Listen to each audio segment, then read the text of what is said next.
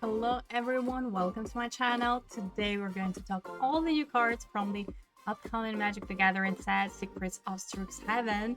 So we're back to Strixhaven and it is very exciting. And as always, I haven't looked at the spoilers, so this is going to be my true and honest first impressions. I'm going to read each and every card and we're going to talk about those.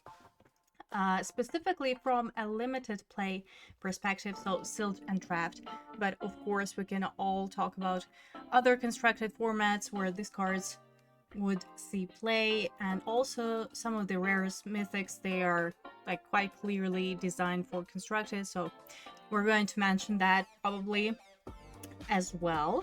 So yeah, before we begin, please like and subscribe if you're watching it on YouTube. It means a lot to me. And of course, if you're watching it live, also hit that follow button. It means a lot to me. All right, so as always, this has become a tradition of mine to record this first impressions of the upcoming Magic the Gathering sets. This is no exception, so let's just, without any further ado, let's go. This is going to be part 1, and tomorrow I will be back with part 2, because talking for 3 hours straight is hard. And I'm going to probably lose my mind by the end of it, but anyways, happy to see you all here. Also, you are welcome to engage in the chat and the comments. Please do. So let's start with white color, and the first card is Johnny's Response. So for 5 mana, we have instant destroy target creature, and this spell costs 3 less to cast if it targets a tapped creature. So we've seen removal spells like this before, so nothing new here. Yeah, for 2 mana, like destroy target creature is nice, but well, destroy target tapped creature basically, and for 5 mana is just a removal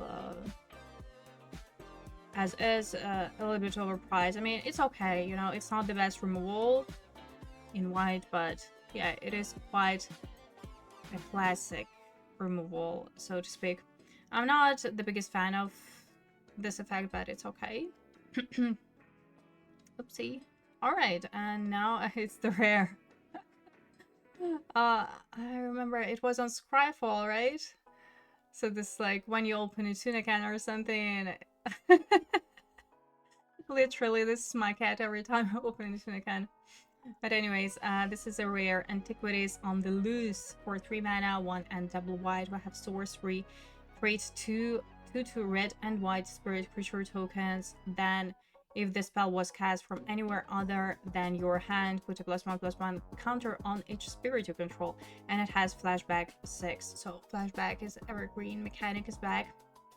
This is awesome. So for 3 mana, we have 2 bodies, 2 tokens. Amazing, and also like flashback. Also, yeah, when we cast it for the flashback cost, we also put additional counters. Also, like, I just, jumped right into it, because usually I also review draft archetypes. So let's just, have a step back a little bit, because I think that this is going to be important. So, of course, we do have 5 faculties in Strixhaven, because it is a school of magecraft. And first one, and it is actually my house, Silver Quill. It is called Repartee Aggro. Inspire your creatures with words of affirmation of hurl cutting critiques at your enemies. Either way, get rewarded for casting targeted spells while you press the attack. Okay, this just, this tells us nothing. So Orzhov or Silver Quill. Let's just, okay. Repartee Aggro, dang it. Alright, so those are Silver Quill, Signpost Uncommons, Abigail Poet Laureate. For 3 mana, we have a creature flying. Whenever you cast a creature spell, Abigail becomes prepared. So this is a new mechanic, and we need to talk about those in a second. So while it's prepared, you may cast a copy of its spell, doing so unprepared. So when it's prepared, we can cast this sorcery spell. Did I get it correctly? I think I did. So for 2 mana sorcery, put a +1/+1 counter on target creature. Alright. So whenever you cast a creature spell, it becomes prepared. So we cast Abigail for 3 mana, then we cast a creature spell, it becomes prepared, and we can cast like this sorcery part of this card, right? So I guess Silver Kill is going to be about putting counters, right? So anyway, repartee is a new mechanic as well. So as you can see, I haven't looked at the mechanics, haven't looked at the cards. So we're going to unveil it all together, and hopefully with your help as well. So Snooping Page for 3 mana, we have a creature 2/3 with this new mechanic repartee. Whenever you cast an instant or sorcery spell that targets a creature, this creature can be blocked this turn. Okay, so this is like a sort of heroic action. This like reminds me a lot of this heroic mechanic as well. So whenever this creature deals combat damage to a player, you draw a card and you lose 1 life. Okay, so repartee. Yeah, cards with repartee want you to target creatures. Complement your own creatures with combat tricks. Okay. Okay, got it. Let me find this new mechanics page, and also this is actually a very useful article if you want to dig deeper into some specifics on the particular cards. Couple of mages, secrets of Strixhaven, hold on, for release.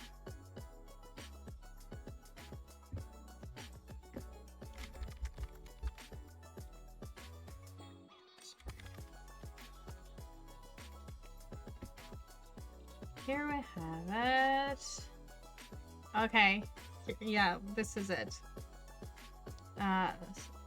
Those are our mechanics. So prepare is the new mechanic, repartee. So let's talk about repartee first, since we just talked about those. So the Silver Tongue Scholars of Silverhill wisely wield words in a feverish frenzy fashion to flabbergast friends and fell foes. Love it. A few well-aimed spells and your hapless opponents will be left speechless. Anyway, so yeah, the ability Word Repartee highlights trigger abilities that trigger whenever you cast an instant or sorcery spell targeting a creature. So okay, here is the difference between repartee and heroic. So this has to be specifically an instant or sorcery, right? Okay. So each repartee ability has a different effect. Alright. And if you cast a spell that targets multiple creatures, repartee abilities will trigger only once. It's also important. If you cast a spell that targets a creature and multiple repartee abilities trigger at the same time, you can have those abilities resolve in any order you want. Okay. Got it. So here we have it. I think now this is pretty clear. So this is Silver Quill. Repartee is the new mechanic or like keyword that is important to this particular draft archetype. Now let's move on to Prismari. Prismari is it Opus spellcasting. So last time it was all about those, of course, non-creature spells that cost 4 or more. So I would imagine it's going to be pretty much the same. Anyway, here on the card it says, load up your deck with instant and sorceries and paint the battlefield red and blue. Fire off cheap spells or get a show-stopping bonus from spending 5 or more mana on your Opus. Okay, yeah, so the vibe is of course the same. I mean, has to be. Alright, now let's move on to Prismari or Izzet. Signpost Uncommons. First one is Sonar Unfinished Genius for 2 mana. Oh, I have this little cheeky goblin. So it enters prepared. Nice. Meaning that already we can cast Sonar and this sorcery side, right? So for tap, create a treasure token. Activate only if you've cast an instant or sorcery spell this turn. Haha. Interesting. Very interesting. And for 5 mana sorcery side, search your library for an instant or sorcery card, reveal it, put it into your hand, then shuffle. Okay, well, I mean, yeah, it speaks for the archetype, clearly. And a second one is Spectacular Sky Whale. So for 4 mana, we have Elemental Whale, 1/4 with flying, and Opus. Opus is the new keyword, I would imagine. Whenever you cast an instant or sorcery spell, this creature gets +3/+0 until end of turn. If 5 or more mana was spent to cast that spell, put 3 +1/+1 counters on this creature instead. Alright, alright. So, mechanics. And now, let's talk about prepare first. Elemental seems like it, clearly. So, some creatures in the set arrive on canvas prepared to give you an advantage in your duels. Alright. So, each preparation card has a 2-part frame. Yeah, like adventure or an omen. The inset portion in the lower right is the prepare spell. It has its own name, mana cost, typeline, and text box. Alright. No matter where a preparation card is, it has the characteristics of the creature. This is also important. So, yeah, it is just a creature with this sorcery. So, how do they work? That's a good question. Many creatures with prepare spells enter prepared. We're going to talk about creatures here, but really prepared is a designation that any permanent can have. If a creature with a prepare spell becomes prepared, a copy of its prepare spell appears in exile. Alright, this is actually, yeah, this is very important to like really understand how it works. So it appears in exile when the creature becomes prepared. Now, this copy stays there until 1 or 3 things happens. 1, you cast it. This is the best outcome for you, clearly. 2, the prepared creature leaves the battlefield. 3, the prepared creature becomes unprepared. There are some cards that can make this happen. Okay, if either of the last 2 things happens and you haven't cast the copy of the prepared spell from exile yet, the copy disappears and ceases to exist. Okay, I think that's quite clear. Alright. Casting the copy of the prepared spell works just like casting any other spell. You have to pay its cost and you have to follow the timing rules. Alright. Yeah, I think it's clear. Alright. Okay, and now what matters to Prismari is Opus. This ability word. So ability word Opus highlights triggered abilities that trigger whenever you cast an instant or sorcery spell. Each Opus ability has an initial effect and an additional or alternative effect if you spend 5 or more mana to cast the spell that caused the Opus ability to trigger. Okay, so again, Prismari, or is it, stays true to itself. So yeah, big spells matter. Here we have it. Now let's move on to Witherbloom or Golgari. Life Gain Swarm. Build up an army of pests and other creatures to gain lots of life and overwhelm your opponents. Steady life gain will also infuse our spells with boosted effects. Okay, listen, oh, I'm excited. So life gain, life gain is back finally. Alright. So Witherbloom, Signpost Uncommons, Luan, Exchange Student, 4 mana, legendary creature, 3/4. It enters prepared. Perfect. Exile a creature card from your graveyard. Luan becomes prepared. Activate only the sorcery. Alright. Hold on, so we may actually cast it multiple times, right? This sorcery side. So sorcery side is called Pest Friend. For 1 mana, create a 1/1 black and green pest creature token with whenever this token attacks, you gain 1 life. Nice. So we cast this sorcery part, and the creature becomes unprepared again, and we may prepare it again, right? Did I understand it correctly? This is honestly quite insane. Alright, and second one is Old Growth Educator, 4 mana, a creature 4/4, Vigilance Reach, amazing, like already. And it has this new wording, new mechanic, Infusion. When this creature enters, put 2+1/+1 counters on it if you gained life this turn. Okay, okay. So now let's move on to this article. I'm going to link it, of course, here as well for you to see. So Infusion, here we have it. Infusion, another ability word. So it's not a mechanic, it is an ability word. Highlights abilities that carry in some way if you've gained life this turn. Infusion is used in a variety of ways to give a spell an additional or alternative effect, determine whether a bonus applies, or see if a triggered ability will have an effect.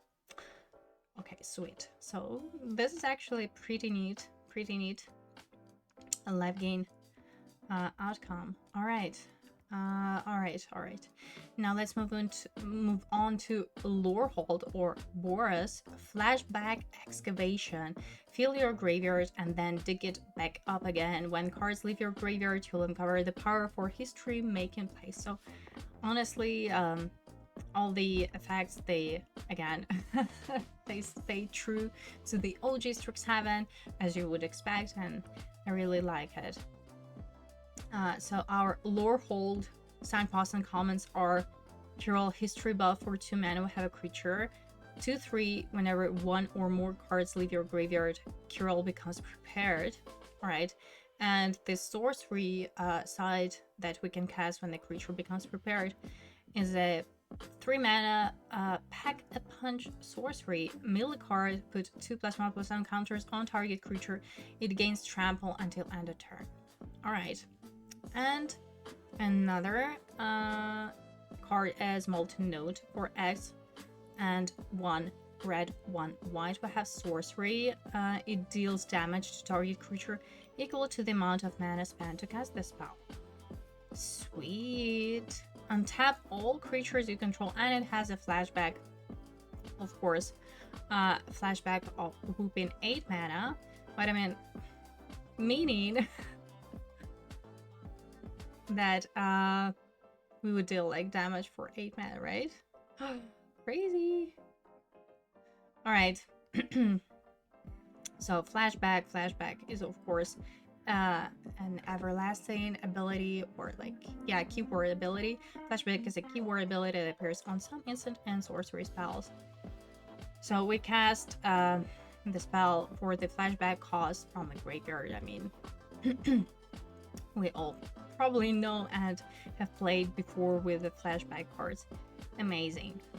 All right. And last but not least is Quandrix or Simic. Incremental value. Grow your creatures with counters as you cast bigger and bigger spells. Accelerate your mana, draw cards, and attack with huge creatures. Math isn't just for blockers here. Love that note. All right. So our Quandrix Signpost Uncommons. Tam Observant Sequencer, 4 mana creature, 4/3 with landfall. Landfall is back, clearly. Whenever a land you control enters, Tam becomes prepared. Nice. And this sorcery side is 2 mana deep side. You draw a card and you gain 1 life. Pretty sweet, you know? Another card is Fractal Tender, 5 mana. A creature 3/3 with Ward 2, and it has this new keyword ability, or what's it called? Whenever you cast a spell, if the amount of mana you spent is greater than this creature's power or toughness, put a +1/+1 counter on this creature. All right, and the actual, or like Another ability of this card is, at the beginning of each end step, if you put a counter on this creature this turn, create a 0/0 green and blue fractal creature token and put 3 +1/+1 counters on it. This is interesting. This is like a lot of work, but oh my god, the payoff is kind of insane, right? So let's talk about this increment. Increment is a keyword that represents a triggered ability found on creatures. Whenever you cast a spell, if the amount of mana spent to cast that spell is greater than the power or toughness of the creature with the increment, you put a +1/+1 counter on the creature. This is fun. This is going to be so much fun. Honestly, I'm excited. Oh, we do have some new. We have Paradigm. Okay, now that we've explored each college's signature mechanic, let's broaden our perspective. Some lessons, of course, lessons are back. Oh my god. Some lessons serve as archetypal examples that future generations may benefit from years to come. Anyway, Paradigm is a new keyword that appears on a cycle of sorceries and gives them true stain power. The first time a particular spell with Paradigm resolves for you, you exile it. From that point forward, at the beginning of each of your first main phases, you may cast a copy of it without paying its mana cost. What? Casting each of these copies is optional, and you'll have the opportunity to cast one on each of your turns no matter what happens to the previous ones. For example, if one of the copies is countered, next turn's triggered ability will still serve you up another. What? Okay, let's talk about this. This is like an example. Or shall we talk about it later? Let's talk about it later. It's a red card, it's a mythic. Oh, I'm just... Excuse me. Alright, Converge. Converge is also like a new mechanic. Keyword ability. Or is it... Have we seen it before? Converge. Hold on. Oh, yeah. It is the return ability. Yeah, it's just... It was probably... at the time when I haven't played the game. Anyway. So the return ability word Converge highlights spells that count the number of colors of mana used to cast those spells. Or for permanents, the number of colors of mana used to cast the spells that became those permanents. So here, we're going to talk about this later as well. Oh, about Paradigm. Okay. The first one has to resolve for the Paradigm to be active.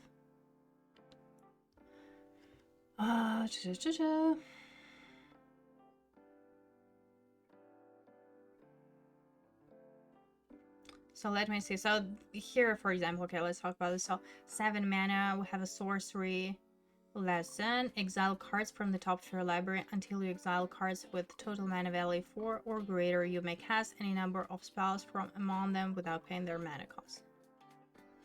Yeah, I think so. I think like this, yeah, this main spell has to resolve for the Paradigm to be active. I mean, I'm not a judge, but I would interpret it as such. Alright, Converge. So here... Yeah, okay, yeah, Converge. Book. New artifact subtype. Book. Nice. Alright, so here we have it. Usually there are more nodes. Secrets Art of Strixhaven mechanics. Alright, and yeah, here we have it. So we've covered the ground, at least on that. So on all of the mechanics, on all of the draft archetypes.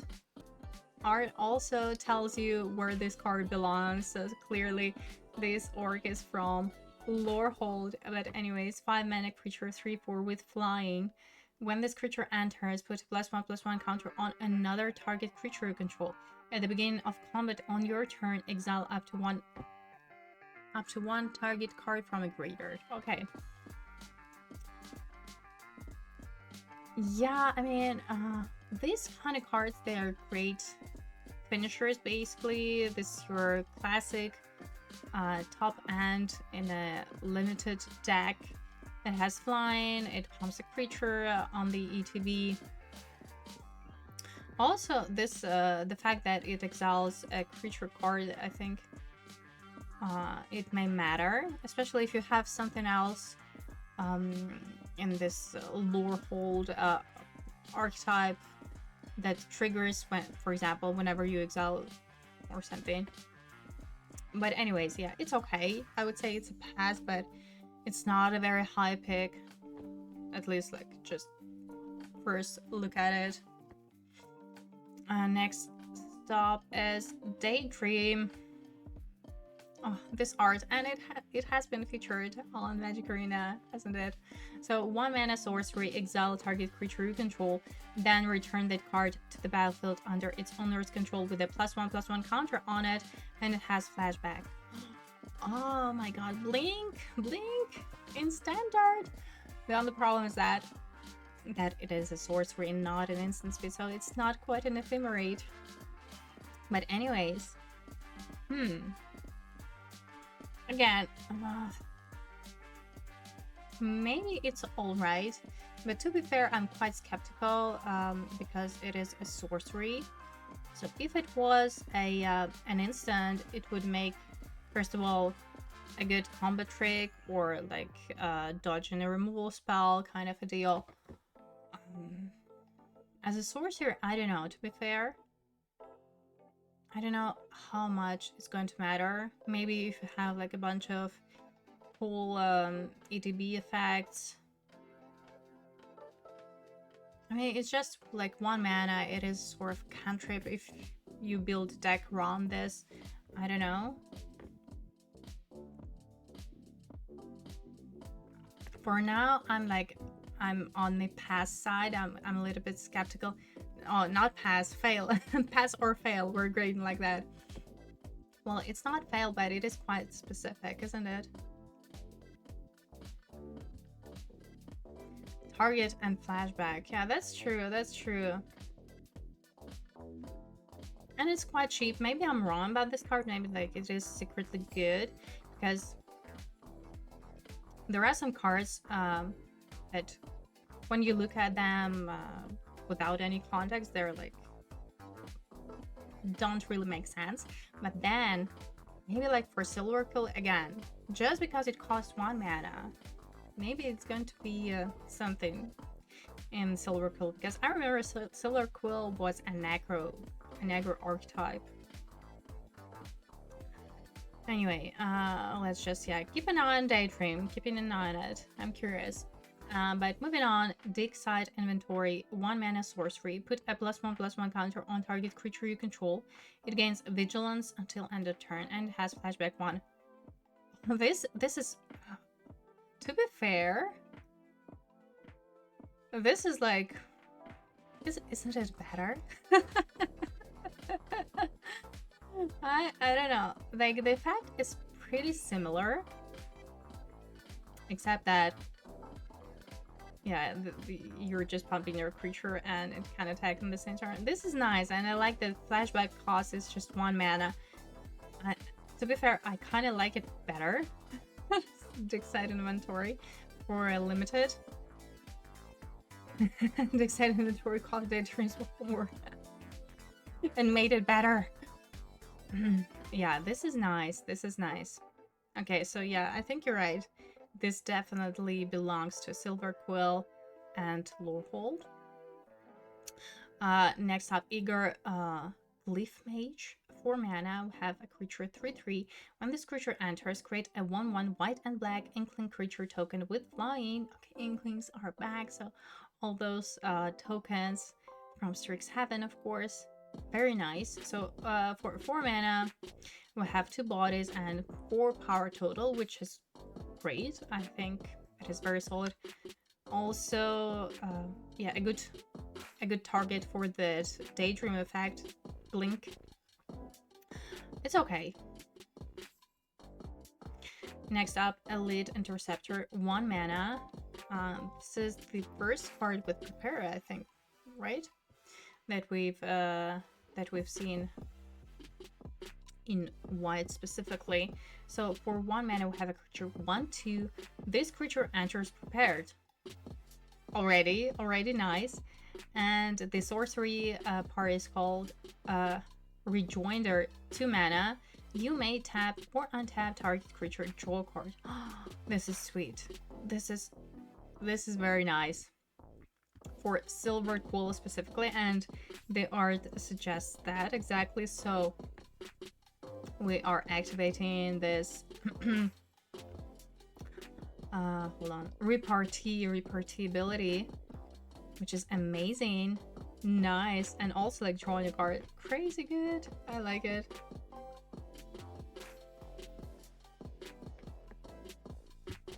I mean, even if it's just one time, I think it's good. Oh, this is our first mythic. Emeritus of Truth for 3 mana, 1 and double. Why do I have a creature 3/3? Wasn't like cat. This is the second cat that we've seen. When this creature enters, target player creates a 1/1 white and black inkling creature token with flying. Then, if an opponent controls more creatures than you, this creature becomes prepared. Okay, pretty sweet. So basically for 3 mana, again, we get 2 bodies, total power of 4, so 1/3 and 1/1. Very nice.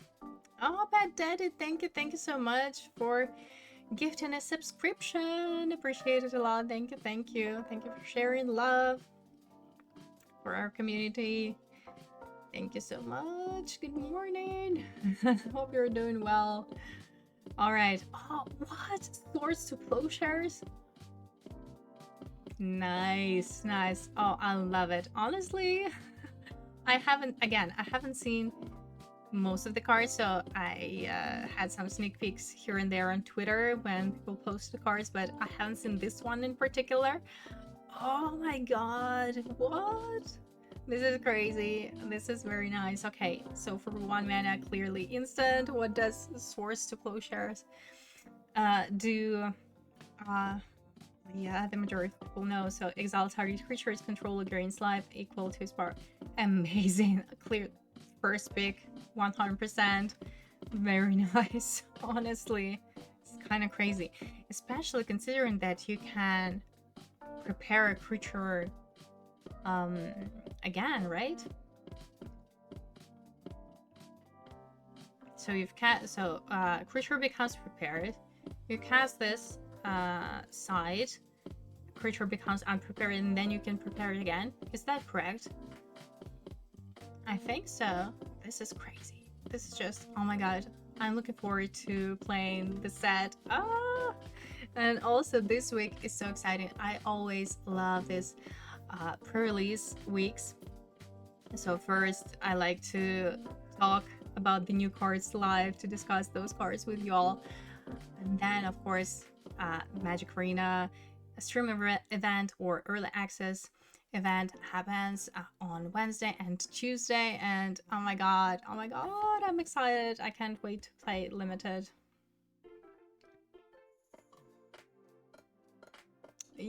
Actually, yeah, that's a good comparison. It reminds a little bit of this, yeah. Oh, nice. Next up is Annie's Debate Moderator. For 2 mana, we have a creature 1/1. When it enters, exile up to 1 other target creature you control. Return that card to the battlefield under its owner's control at the beginning of the next end step. At the beginning of your end step, if 1 or more cards were put into exile this turn, put a +1/+1 counter on Annie's. Alright. Interesting. Again, it's like a second blinking effect, but first one was a sorcery, Daydream, and here we have a creature. Interesting. Also, like a note, repartee only works with sorceries and instants, so something like that, like a creature is not going to trigger repartee, right?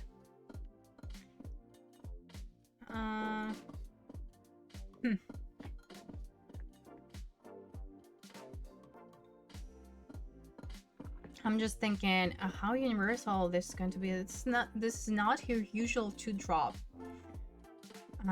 Considering that all of these prepared, unprepared creatures, this side, so when creature becomes prepared, this side appears in the exile zone. Meaning... One more card. Yeah, I think... Does this card go into exile or not? I honestly, like, this spell side is going into exile.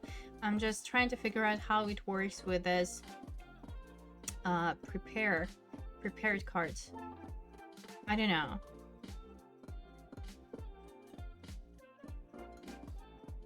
I have a feeling that this may be broken, but it's not her typical 2-drop. Okay, I think that synergy is definitely going to matter in this set. Ooh, Erode. For 1 mana, we have a rare instant. Destroy target creature or planeswalker. Its controller may search their library for basic land cards, put into the battlefield tab, then shuffle. What? Are you kidding me? Are you kidding me? What? Oh, this is going to be so broken in standard. Excuse me.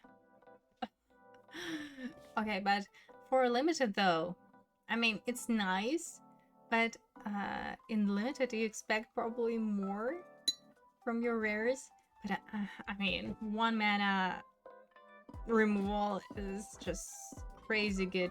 Creature or planeswalker, no, it is. Yeah, it is a great card either way. Oh my god.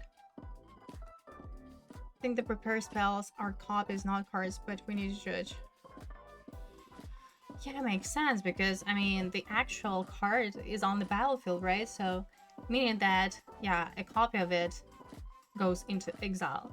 I mean, in my mind, it also makes more sense.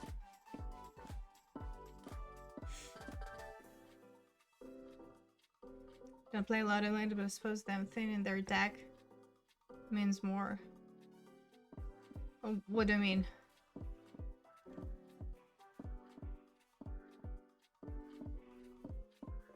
That you mean that in limited, like limited is a 40 cards format in comparison to 60. Oh, yeah. I mean, it's a drawback anyways. It kind of ramps them, but honestly, it is just so efficient. It's just 1 mana. No, well, it is a removal with a drawback. This is what it is, but it is a great one still.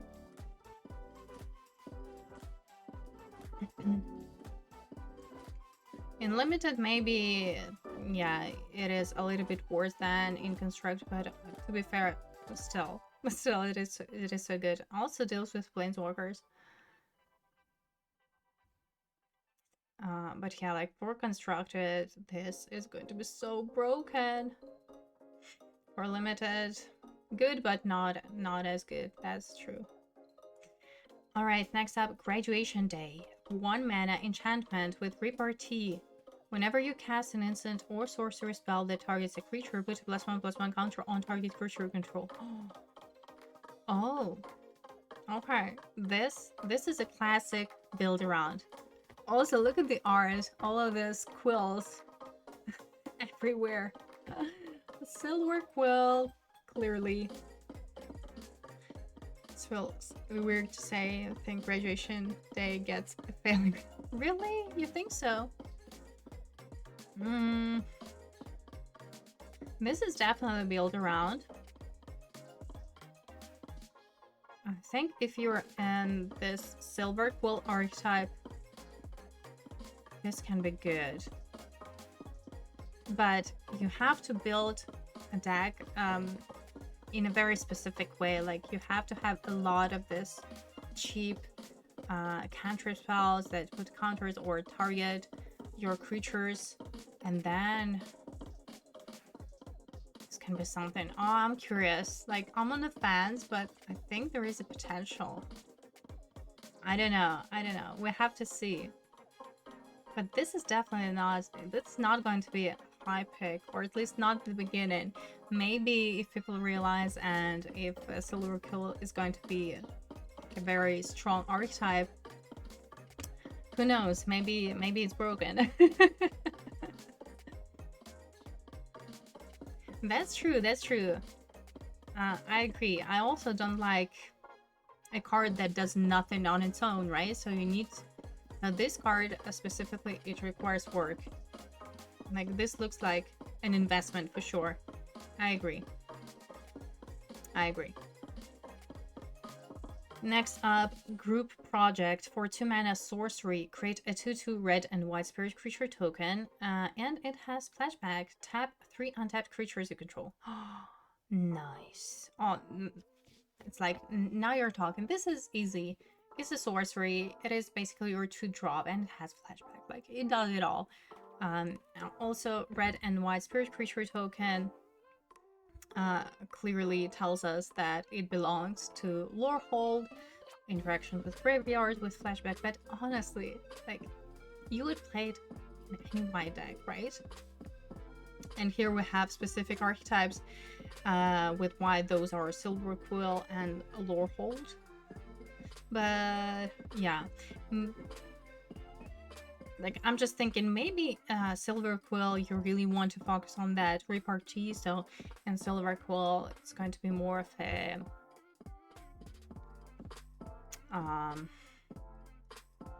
like a, I don't know, like a filler to drop, but I mean still it has flashback.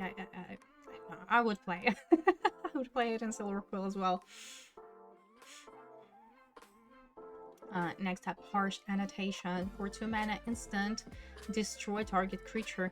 Its controller creates a 1/1 white and black inkling creature token with flying. Okay, so again, this is a removal with a drawback. It's not a rare, it's uncommon. I think it's still good, you know? Yeah. We're giving our opponent a token. I don't know how important that is. I think for 2 mana it's justified. If it was like a 3 mana spell ban, probably not so good. But for 2 mana, I think it's okay. Even good.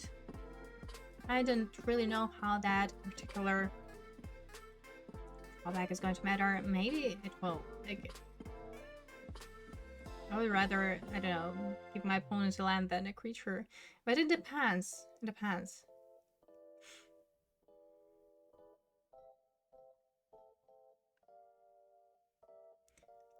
Get lost? Yeah, I think it's get lost. What side it was? Oh my god, I'm just not thinking straight. But for limited, if we're talking about limited and constructed, no. Like, it's not good, or at least not good enough. But for limited, yeah. Next up is Honor-Bound Page. 4 mana, we have creature 3/3. First strike, this creature enters prepared. Already nice. And this side forms favor 1 mana sorcery. Target creature gets +1/+0 and gains flying until end of turn. This is so good. So this is what you need if you're drafting Silver Quill.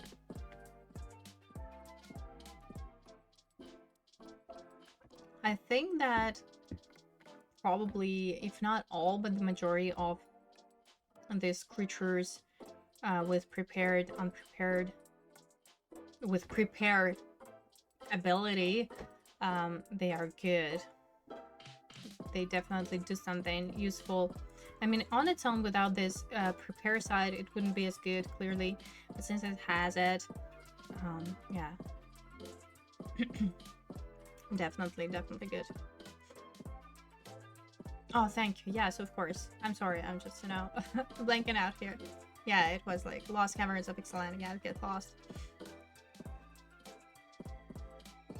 Yes, so I usually do this limited set review / first impressions, and we're talking mostly from the limited gameplay perspective, sealed and draft. That being said, we can also talk about constructed a little bit, because some of the rares or mythics, they're specifically constructed designed, or more so than for limited. And of course we can mention that, but yeah, in general we're talking about limited. I like it, and Silver Quill for sure. That is actually interesting. Would you play it in another white deck, like Lorehold, for example? Because the effect is still not so bad, right? But maybe not as good as in Silver Quill. Alright, let's move on. Oh, yeah, it's a rare. And of course, we're expecting more from our rares, right? Because the question is, are we going to first pick it? Are you going to first pick it? Informed Inkrite, a 2-mana creature, 2/2 with Vigilance and Repartee. Whenever you cast an instant or sorcery spell that targets a creature, so not necessarily this one, like any creature, this also noteworthy, create a 1/1 white and black including creature token with flying. This is an amazing payoff. This is an amazing payoff. So on its own, like, it's not a bomb, clearly, but I would first pick it, you know, and try to maybe build around it. What do you think? Gets a passive maybe scholarship. Love it. Yeah, I agree. Very nice. Next up is Inkshade Demonstrator. 4 mana. Have a creature 3/4 with board 2 and repartee. So for repartee, this creature gets +1/+0 and gains lifelink until end of turn. So this is like a little bit mediocre, right? Effect, but I mean still. So if we target a creature with an instant or sorcery, an elephant becomes a 4/4 lifelink, which is actually not nothing. Yeah, if you think about it. But this, I don't know. First look at it, it looks like a filler to me. Like, it's just, I don't know, not strong enough. But then 4/4 lifelinker is kind of, it's kind of hard to raise if you're if you can activate that repartee each turn. Huh. Also, you may trigger this repartee on your opponent's turn. So there is this threat of activation. Maybe I'm wrong about this card, and it's also uncommon. I mean, it's not as meh as it first looked, but I think still it's, you know, somewhere closer to a filler category.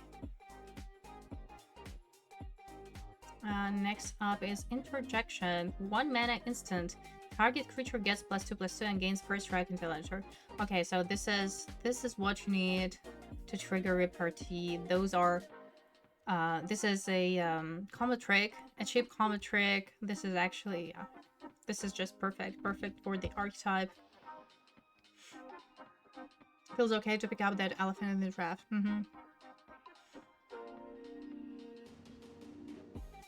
Yeah, I agree. I have, like, I share this sentiment. If you're, yeah, if you need it, you can probably pick it up quite late. Introjection is amazing. So usually, you know, combat trick is a combat trick, so it's not like super exciting. But in some decks, whether if you're drafting a super aggro deck, you just need the combat tricks. If you're lacking removal and you have a lot of creatures, you need combat tricks. But here specifically, we have an archetype based on this repartee, this new mechanic that sort of forces you to draft this kind of cards that target your creatures.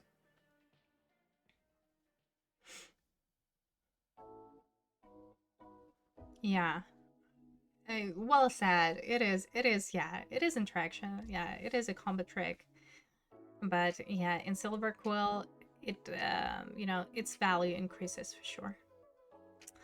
Ooh, and next up is a rare Joint Researchers. For 2 mana, have a creature 2/2 with first strike. At the beginning of each end step, if an opponent has more cards in hand than you, this creature becomes prepared. And this side, when this creature prepared, you can cast it. Secret Rendezvous. For 3 mana sorcery, you and target opponent each draw 3 cards. Oh, this always makes me, you know, cringe a little bit because I don't want my opponent to draw cards in a game of limited ever. It has to be only me. I don't know. What do we think? It is a rare, like. Again, I have a feeling that this is a constructed design.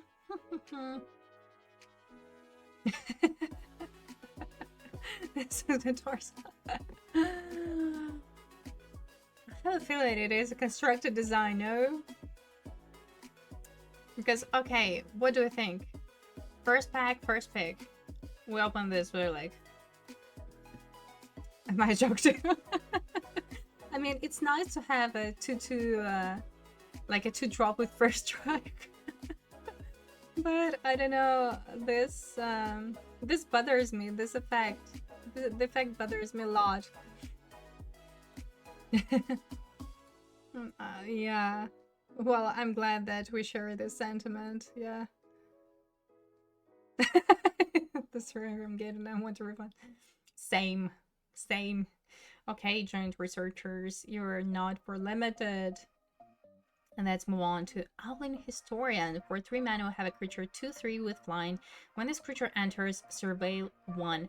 Whenever 1 or more cards leave your graveyard, this creature gets +1/+1 until end turn. This is like, what's it called? This Drake, right? The creature. So we've seen this type of cards. Ever said they do this 2/3 4/3 flyer that does something? I mean, it's okay. Specifically in Lorehold, of course. Oh man, just until end of turn though, right? Still, I think that it's pretty solid for limited, but probably just in Lorehold though. Or, you know, we've seen some very decent cards in white with flashback, like create a 2/2 token for 2 mana, or that rare, which is just amazing, like create 2 tokens 2/2.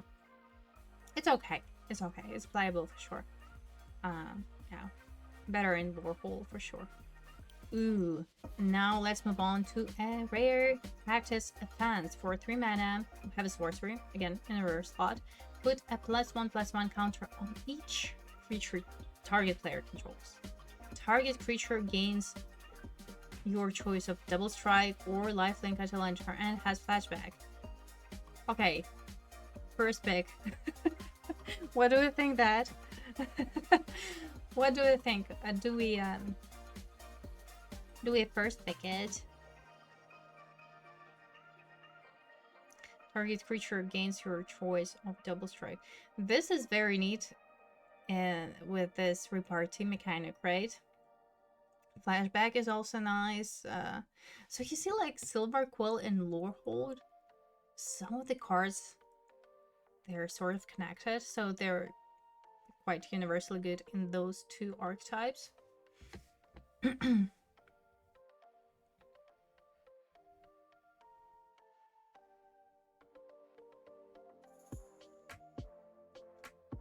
I would first pick it. To be fair, I would first pick it. And then you can either build around it, like with this repartee, this just, you know, perfect. This may be actually like a game-winning, you know, spell in some situations. Yeah, I would first pick it. Like, it does require some, you know, deck building decisions, deck building cost, but yeah, to give it to B-. Yeah, it's not a bomb, but definitely solid. And in some situations, again, this may win your games. All right, next up, Primary Research. 5 mana enchantment. When this enchantment enters, return target non-land permanent card with mana value 3 or less from your graveyard to the battlefield. At the beginning of your end step, if a card left your graveyard, this turn draw a card.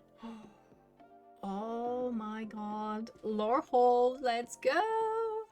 Nice. Also, I love that it sort of reanimates any non-land permanent, not necessarily a creature. This is interesting. Yeah, especially if you can combine it maybe with some self-mill action, or I don't know. I'm pretty sure we're going to see some permanence. Yeah, I'm looking forward to it. I like it. So for 5 mana, we bring something back on the battlefield already. It does something, and we draw a card at the same time. This is amazing. This is nice. Yeah, I agree. Nice lore hold. Let's go. Next up, Quillblade Laureate. For 2 mana, we have a creature 1/1 with double strike. This creature enters prepared. Let's go, Silver Quill. Silver Quill seems to be always prepared. And it has the sorcery side, twofold intent. For 2 mana, target creature gets +1/+0 and gains double strike until end of turn. Nice. So clearly for Silver Quill, it's just great. It is an amazing to drop because it serves both, you know. I feel like with this reparty mechanic, it may be difficult to balance like the amount of those cantrips with the payoffs. But here, like, we have both. We have a creature and this spell. It's great. I'm just thinking how universally good this card is. So, you know, as a 2-drop. I think still pretty solid, right? So for 2 mana, we have a like 1/1 double strike. The only thing that you would want to use that sorcerer side before you trade it off.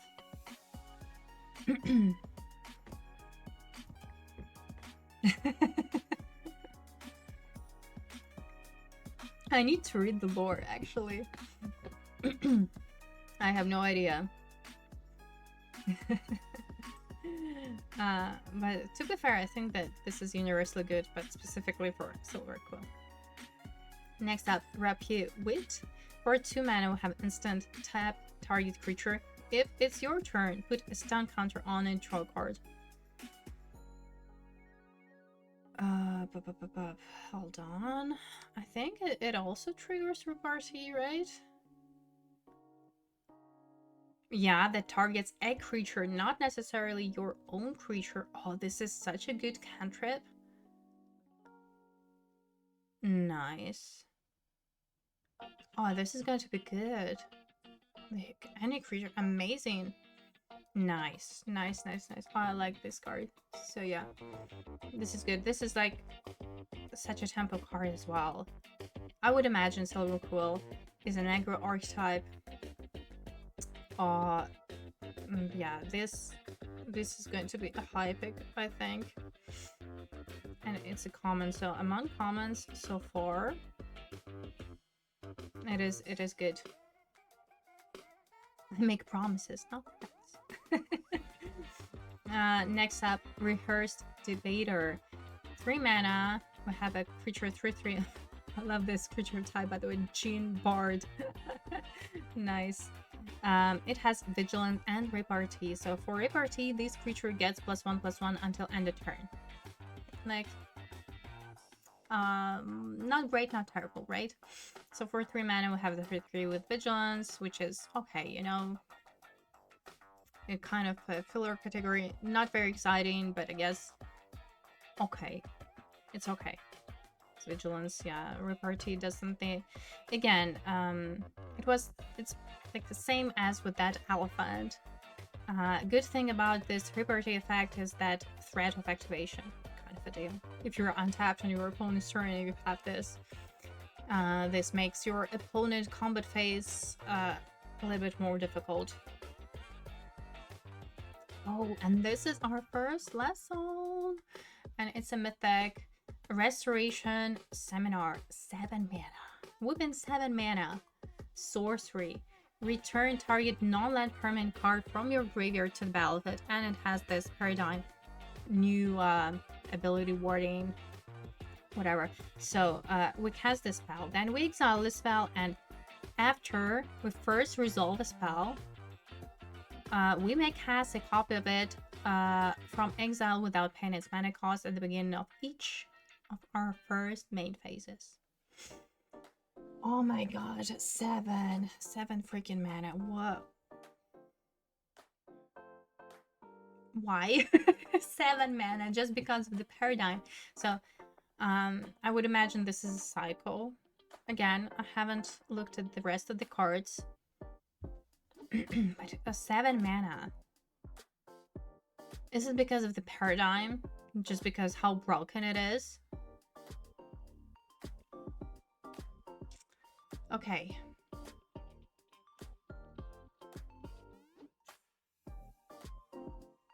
I mean, it's a lesson.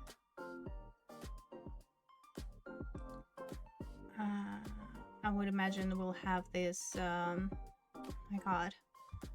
Learn cards. I haven't seen any learn cards yet. Okay, it's a mythic. Would you first pick it? I think I would. I mean, 7 mana is a lot of mana, but paradigm is insanely broken in the game of limited. Oh, just Strixhaven was a bit slow. Yeah, and like Silver Quill archetype kind of preyed on that, because I remember that Silver Quill was an aggro deck and it was very fast. I think it's doable. I agree. It's just like in this colors in white, it looks like a lot. If it was like in any of the Quandrix or oh my god, I'm losing my mind, or Prismari. So Prismari or Quandrix. So those two archetypes, they like actually they are based on those super expansive spells. So I think that in those archetypes it makes more sense. That's that's what I'm trying to say than in a white archetype. But I think still, would you first pick it? First pick, first pick, and first just no, I would. I mean, at least at first. It's mythic too. I don't know. Paradigm just seems broken. Yeah, you have to resolve it first. You have to live to see that amount of mana, but then maybe. Okay, I'm curious. It probably says something about the upcoming set and the speed, the pace of the format. So, yeah. Next up, Shattered Acolyte. For 2 mana, we have a creature 2/2 with lifelink. Neat. And it has an activate ability for 1 mana. Sacrifice this creature, destroy target artifact or enchantment. Okay. Listen, I actually rate quite highly these 2 drops 2/2 with lifelinks. I like it, and also it has an activate ability. Great 2 drop, very universal. Next up is Soaring Stone Glider for 3 mana. Look at the art. This elephant is a baddie, as are all elephants in Lorehold, I would imagine. Anyway, for 3 mana, we have a creature 4/3 with flying and vigilance. But as an additional cost to cast the spell, exile 2 cards from your graveyard or pay 2 mana. So we either exile 2 cards or we pay 5 mana for this creature. To be fair, if we're able to pay this alternative cost, this is insane. Like for 3 mana, we get a 4/3 flyer vigilance creature. Nice. Definitely nice. By your turn 3, I don't know how doable was that. But I mean, still, it is quite synergetic with the archetype. We may have like some other payoffs for that when a card leaves your graveyard, do something. It's good. It's good. Next up, Spirit Call Enthusiast. For 3 mana, have a creature cat. 3/3, whenever 1 or more tokens you control enter, this creature becomes prepared. When it becomes prepared, we may cast its sorcery side for 2 mana scroll boost. 1 or 2 target creatures each get +2/+2 until end of turn. Oh my god. To be fair, like, first look at it, it seems like it's hard to trigger. It's not as obvious as it was with creatures that we've seen before with the prepare. Right? I don't know, what do you think? Is it worth it? It's just, you know, look at the stats. It's a 3/3, 4/3 mana. I feel like it's going to be quite hard to prepare it. Like, it's so specific. Or maybe I'm wrong. Maybe I'm wrong. Like, in Lorehold and like the art actually suggests. But you see, like, Lorehold and Silver Quill, they at least white cards, they seem very interconnected. So we've seen that sorcery that creates a token. But I mean, still. Prepares from opponent's tokens. No, whenever one or more tokens you control. Yeah. Yeah, so it's all up to you. You have to do all the work to prepare this creature. Then the sorcery is pretty neat, to be fair, like pumping 2 creatures. Again, triggering this repartee. I don't know, I'm like, honestly, I'm on the fence. I feel like there are just easier ways to trigger a repartee. And yeah, it's kind of shame.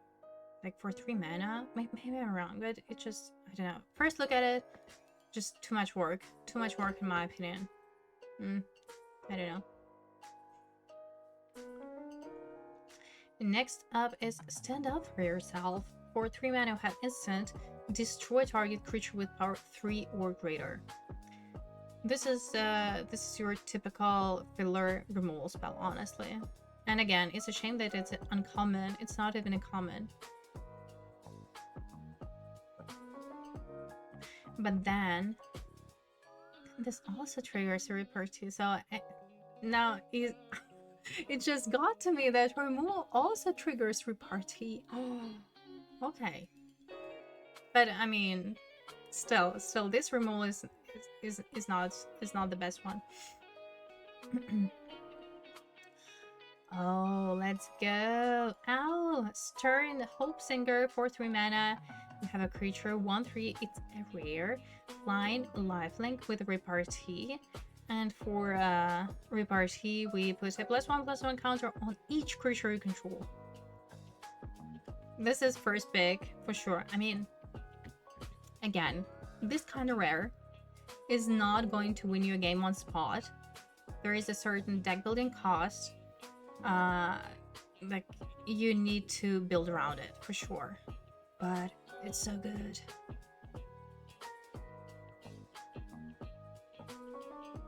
It's a very good creature, very solid one for sure. I like it. Next up, Stone Docent for 2 mana. Spirit Chimera, nice. For 2 mana, we have a creature 3/1 with an activated ability for 1 white mana. Exile this card from your graveyard to gain 2 lives. Surveil 1. Activate only sorcery. Oh, this is perfect. This is just a perfect example of your expandable 2-drop. I like it. So this is pretty aggressive. This is going to be probably better in Lorehold because there is more interaction on cards leaving your graveyard. But I mean, still, it is a solid 2-drop that you wouldn't mind to trade off. Then, you know, gain 2 life, why not? Yeah, good. Very, very decent. Next up, Summoned Dromedary. For 4 mana, we have a creature 4/3 with Vigilance, and it has an activated ability for 2 mana. Return this card from your graveyard to your hand. Activate only sorcery. Okay, this is like an overcosted expendable creature, but still, again, you know, this in Lorehold, this may be something for sure. like 3 mana. Oh, sorry, 4 mana, 4/3. Like, you wouldn't mind to trade it off. Like, it attacks, it blocks, then you bring it back. You may trigger something else because this card leaves your graveyard. I think there is something to it. There is definitely something to it, but specifically in the lore hold. And now let's move on to a color blue. So, first card is called Vanish in Betrayal. For 2 mana, we have an instant. Return target non-land permanent to its owner's hand to reveal 1. Nice. To be fair, I like the bounce spells in limited, and this one in particular. You can target an opponent permanent. You can target your own permanent. It's very neat. Surveil 1 is also not that thing. And the archetypes with blue are not Silver Quill, I'm sorry. Prismari, is it? And Quandrix. Simic. So both of those archetypes, they are based on very like expensive spells, or like you have the best payoff out of those spells when you cast them. But I mean, still, this is just, you know, quite universal piece of interaction. However, I don't know, this kind of bothers me that, you know, like, Story Spotlight, what does it mean? Like, it's like a real card. I'm like a little bit confused because we do not see this like wording on the rest of the cards. Is it real? Anyway, I would imagine it is, but it's kind of weird. Next up is Brush Off. For 4 mana, we have instant, counter target spell, and this spell costs 2 mana less to cast if it targets an instant or sorcery spell. So only for 2 mana we may counter an instant or sorcery spell. Which is actually maybe very good, very decent in constructed. For limited, I'm not sure. Maybe like a sideboard, but it's an uncommon though. It's an uncommon.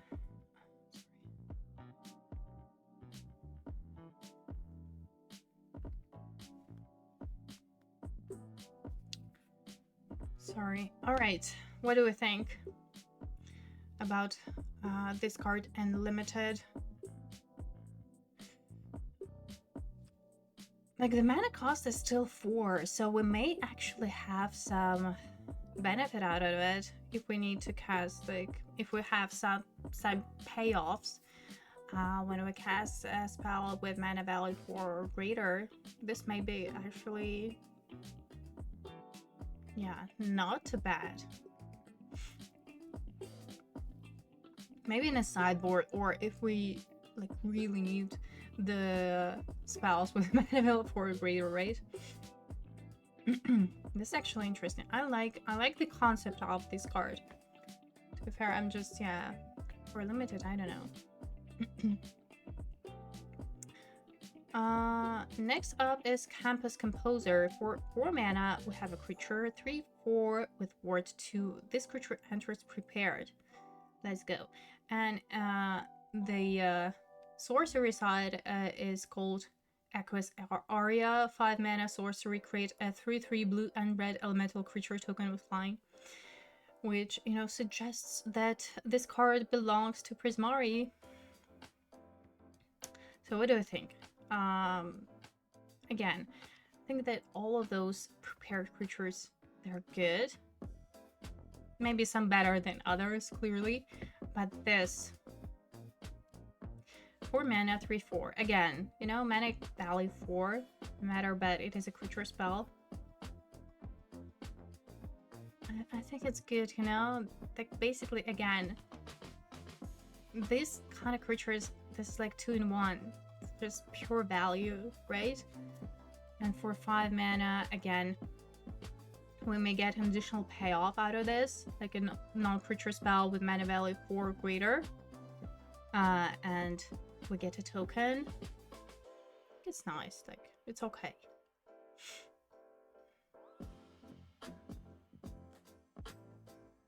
That's a good point. That's a good point, yeah. Chase Inspiration. For 1 mana we have instant. Target creature you control gets +0/+3 and gains hexproof until end of turn.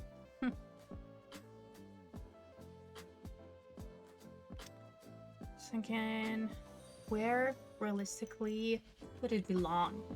Like, it's a cheap instant spell, like protection, right? So to speak. I don't know. Nothing gets in the way of a Prismari student following a great idea. Okay, Prismari. Ellen Walker, hello, and thank you so much for a follow. I don't know.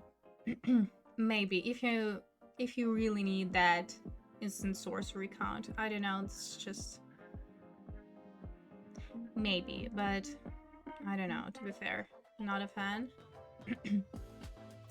Next up, Deluge Virtuoso. For 3 mana, we have a creature 2/2. When this creature enters, tap target creature an opponent controls and put a stun counter on it. Alright, so this is, like, we've seen this creature before, but this has an additional, this ability, Warding Opus. Whenever you cast an instant or sorcery spell, this creature gets +1/+1 until end of turn. So already better than your usual tapper, so to speak, right? And if 5, oh, sorry, not 4+, but 5, dang it, 5 or more mana was spent to cast that spell, this creature gets +2/+2 until end of turn is set. Okay, so coming back to the counter spell, it is irrelevant because to trigger Opus, you need 5 or more mana value. Oh, shoot. So, okay, this is an okay creature. Not great, not terrible. Yeah, Opus makes it slightly better. It's okay, you know. Nice tempo creature. Next is Divergent Equation. Double X and 1 blue mana with instant. Return up to X target instant and or sorcery cards from your graveyard to your hand. Exile Divergent Equation. This is fun. This looks like fun, and yeah, clearly it is for Quandrakes mostly. But I mean, in Prismari you can play it too, right? Because it triggers Opus if needed. Nice. Alright. So this is a great payoff, both for Opus and for that ramping in Quandrakes. Nice. Alright, and here we have our lesson with Paradigm in blue. Also, it is a mythic. So, it is called Ecocasting Symposium for 6 mana, not 7. Thank you. Target player creates a token that's a copy of target creature you control. And yeah, it has Paradigm, and we've already talked what it does. Man, this effect, like on its own, it's kind of, you know, sketchy, because 6 mana, and it is so specific. I don't know, like, oh man, target player has a token that's a copy of target creature control. But then, you know, Paradigm maybe changes it all, and I don't know. Like, first one in white cost 7 mana, like, and you return a permanent or a creature from your graveyard. This for 6 mana. This, you know, oh, this is maybe even more situational. I don't know. I don't really like it. Would you first pick it? I probably still would first pick it.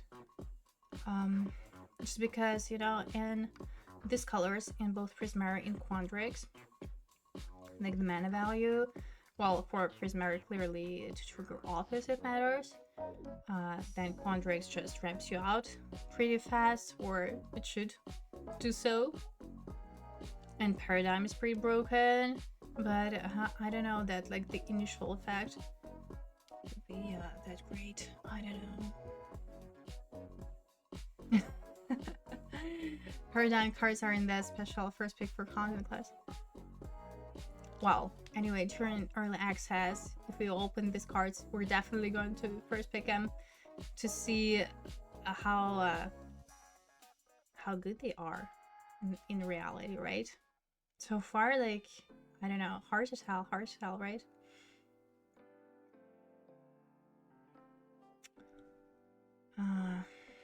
Yeah. Next up, Emeritus of Audiation. Oh, this one I saw on Twitter. Yeah, Ancestrally Recall, and like everybody just lost their minds. So for 5 mana, we have a creature 5/5. It's a mythic, flying wards 2. This creature enters prepared, meaning that for 6 mana, we may cast this creature and like Ancestral recall in the same turn, right? Anyway, whenever this creature attacks, you may exile 8 cards from your graveyard. If you do, this creature becomes prepared. So we can, you know, do it all over again. This is insane. This is so good. No, this is a bomb. This is a perfect example of a bomb in limited. Amazing. So good. So good. But I'm pretty sure that everybody already talked about it a lot. I just wonder how good it's going to be in standard. I don't know. It's going to see play because, I mean, clearly it's good, but 5 mana is a lot of mana right now. I don't know. I'm pretty sure people will try to incorporate it, try to build something around it. I'm curious about people breaking it in standard. Ares competing with Riddler probably loses. Yeah. Well, you know, only time will tell. But in limited, this is a bomb. Sure. Next up, Encouraging Aviator. For 3 mana, we have a creature 2/3 with Prepare again. Flying. Whenever this creature attacks, it becomes prepared. Alright, so it has to survive a turn and it has to attack. And what do we get for that is an instant spell for 1 blue mana. Target creature gains flying until end of turn. Not super exciting, right? Especially after this one, but I mean, nothing stands a chance after this creature. No, I mean, it's like Windrake. At the same time, you know, we may, so after we cast that prepare side, or I don't even know how to call it correctly. So after we cast this instant side, we, like next turn, we may do it all over again, right? So we are attacking. This triggers. Like the copy of it goes into exile. I'm just trying to figure out how it works. So we may pay this blue mana, give flying to another attacking creature. Actually, maybe not so bad, right? Like if we think about it like that, maybe pretty impressive. Just question is, where does it belong? Prismari? I think both Prismari and Quandrix would be okay. Because anyways, you need your 2 drops, you need your early game, whatever the archetype is. It's okay.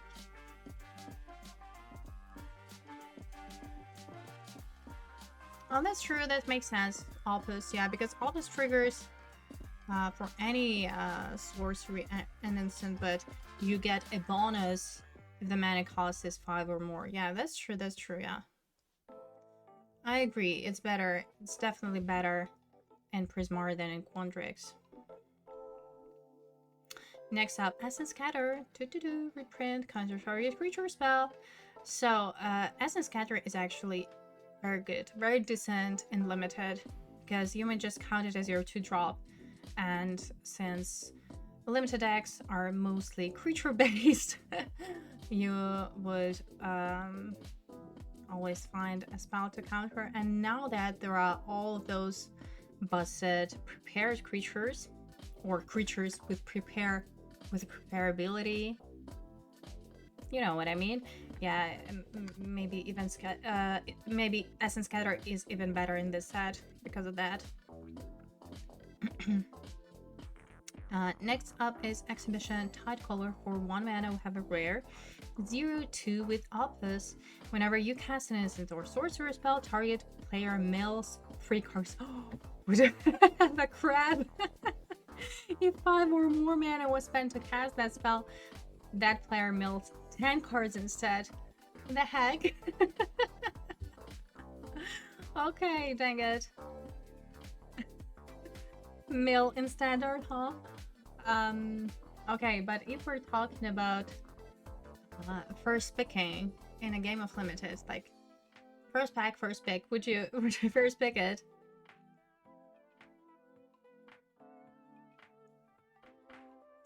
Jeans are evolving to crabs. Man, I think I wouldn't. At the same time, you know, if this is your rare in your first pack, like let's imagine first picking this, then try and like not even like building around it, but just ending up with Prismari. But I mean, so yeah.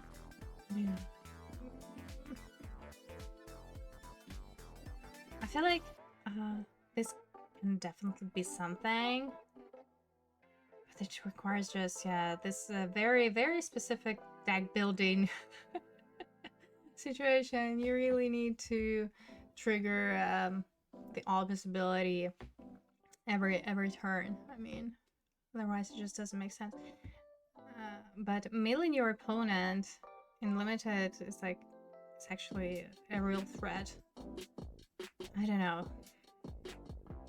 Like, I'm utterly confused by this card, not gonna lie. But to be fair, I think I'd rather pass on that and just try and draft something safer, you know, because this requires work. On its own, just a 0/2 for 1 mana. It's not a particularly good blocker. So, probably, personally, I'm not gonna pick it. Would you? Honestly, I'm curious. I'm curious to see your thoughts on this card in particular. Because, yeah, this one is not so obvious at all. Next up, Flow State. For 2 mana, we have Sorcery. Look at the top 3 cards of your library. Put one of them into your hand and the rest on the bottom of your library in order. If there is an instant card and a sorcery card in your graveyard, instead put 2 of them into your hand and the rest on the bottom of the library in order. What? Oh, I think I saw that card on Twitter as well, so wow. Okay, this is good. Clearly, it's going to be great in Constructed, but in Limited too. In this particular archetype, I think like both, maybe in Prismari it's easier because I'm pretty sure that we're going to see a lot of solid removal spells in red, so it's going to be easier to fill your graveyard with instant and sorceries than in Quandrix. Dang it, this is just pure value. I like it. I like this card. Next up is Fractal Anomaly. For 1 mana, we have instant. Create a 0/0 green and blue fractal creature token and put X +1/+1 counters on it, where X is the number of cards you've drawn this turn. Nice. Very interesting. Very interesting. Oh, I'm curious. I'm very curious about this one. Alright, alright, alright. So just like on its own, basically it's just a 1/1 for 1. But I think in Quandrix, and clearly this like specifically designed for that archetype, it's going to be much bigger than that, much more than that. Or it should be. It should be. And then like just for 1 mana, even if you have like a 3/3 creature, is very good. Nice. Interesting. So let's see. I'm curious. Let's just, you know, have a mental note on Fractal Anomaly. Next up, Fractalize. For X and 1 blue, we have instant. Until end of turn, target creature becomes a green and blue fractal with base power and toughness, each equal to X +1. Okay, this is like a combat trick sort of a deal, right?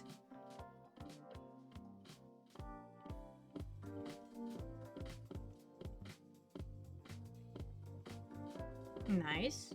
This is nice. Also,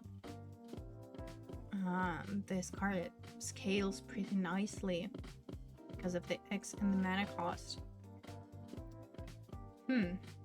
Okay. Yeah. I can see that. Ooh. Let's go. Rare. Harmonized Trio. For 1 mana. A creature 1/1. Yeah, in a rare slot.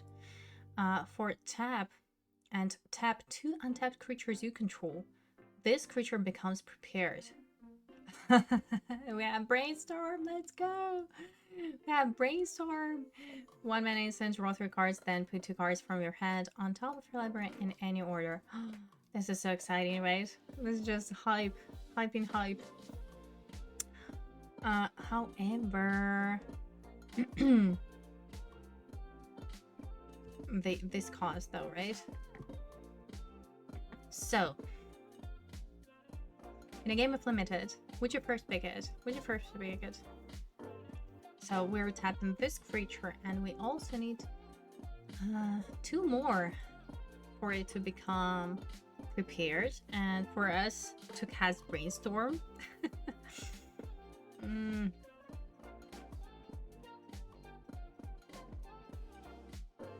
I love the art. Oh, Prismari. Let's go, Prismari. I don't know, for limited, this just looks a little difficult.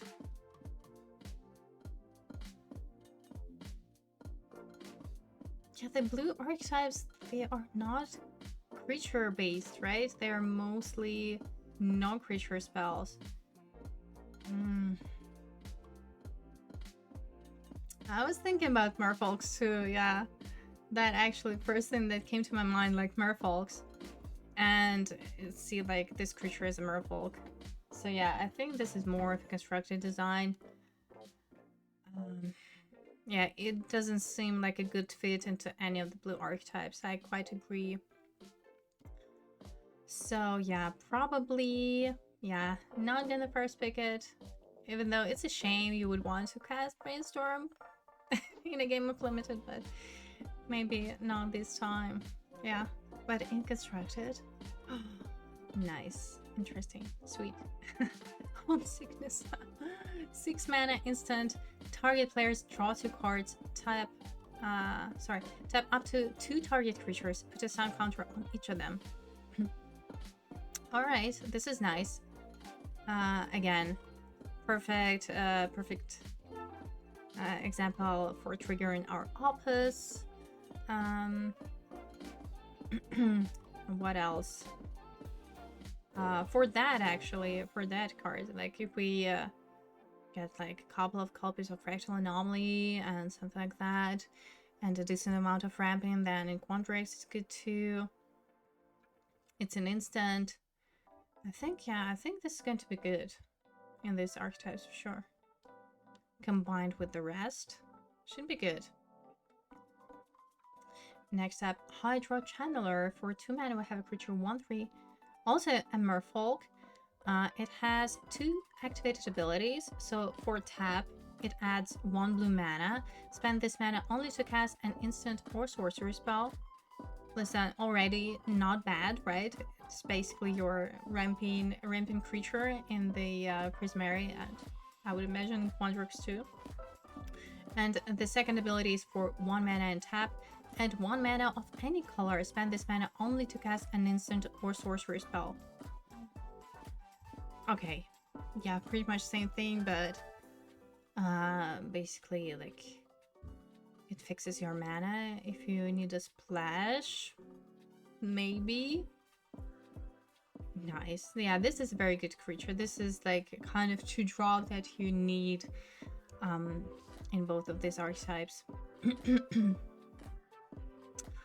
Oh, yeah, Jodzi, Steward of Fate. Hope I'm pronounced it correctly.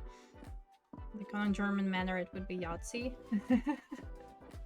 For 3 mana, creature 2/4. It's a rare. Jodzi enters prepared. Of course.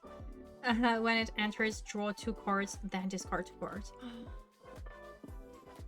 This is very solid, like, already. And this prepare side, sorcery side, Oracle's Gift, double X and 1 blue, create X, 0/0 green and blue fractal creature tokens. Then put X +1/+1 counters on each fractal you control. Oh, what the heck? Nice. Timur Spellslinger. Hydrogen.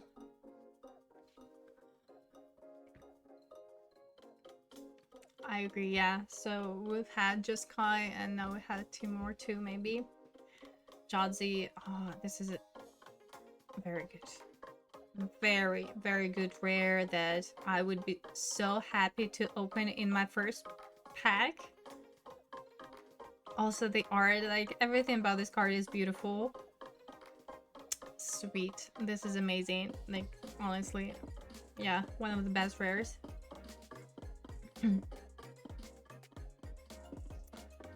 Next up, also, you know how synergetic, if you, again, coming back to, sorry, the fractal anomaly, even though it's a common though, it's not a common, but I mean, still, if you get like a couple of those combined with like this effect, again, drawing cards, or this one, right? Very good. Getting your fractals just for 1 mana. Very sweet. Anyway, moving on to Landscape Painter. For 2 mana, we have a creature 2/1. Again, there are a lot of merfolks, right? This creature enters prepared, and it has the sorcery side. For 5 mana, draw 2 cards. Also, same thing. Great. Honestly, very nice. It is your 2-drop. I mean, you would probably want to stick it around so you can actually cast the sorcery side, but other than that, nice. Nice. This is your 2-drop in blue. Very good. I would imagine, and you know, if you're in Quandrix, maybe, hopefully, you can cast it faster. That's sorcery side, I mean. Alright, moving on. This is a rare Mana Sculpt.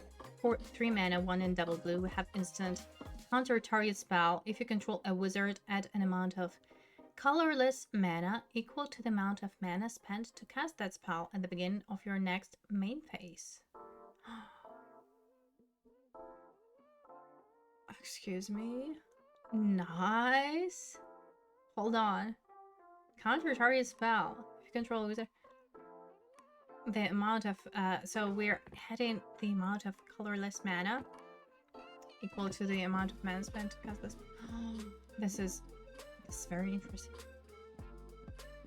This is nice. Honestly,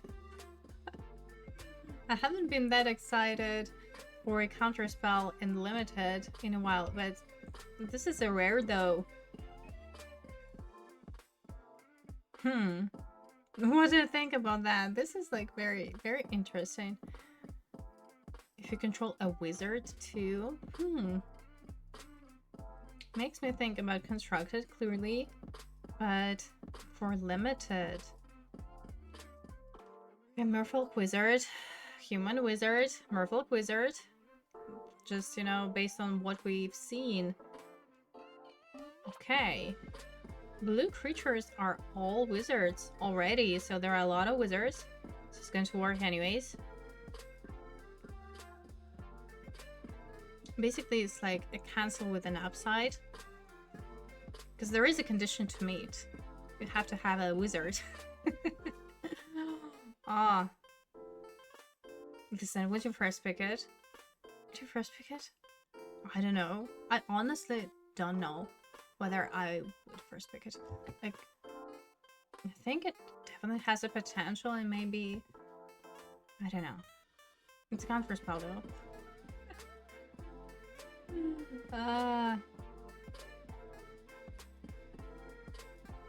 But it can ramp you out like very significantly if the conditions are met.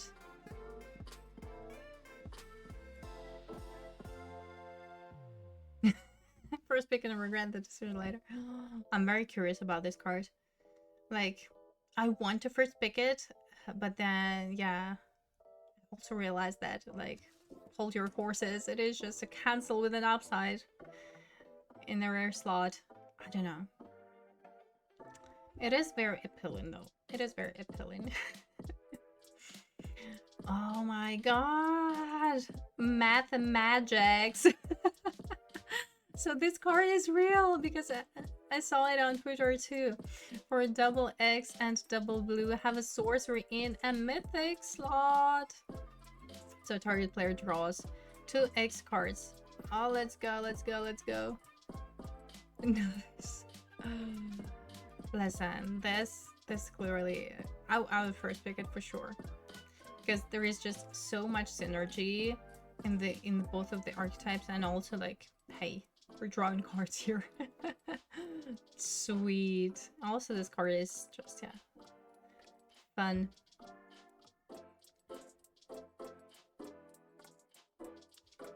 Theory. Mid-practice. Nice.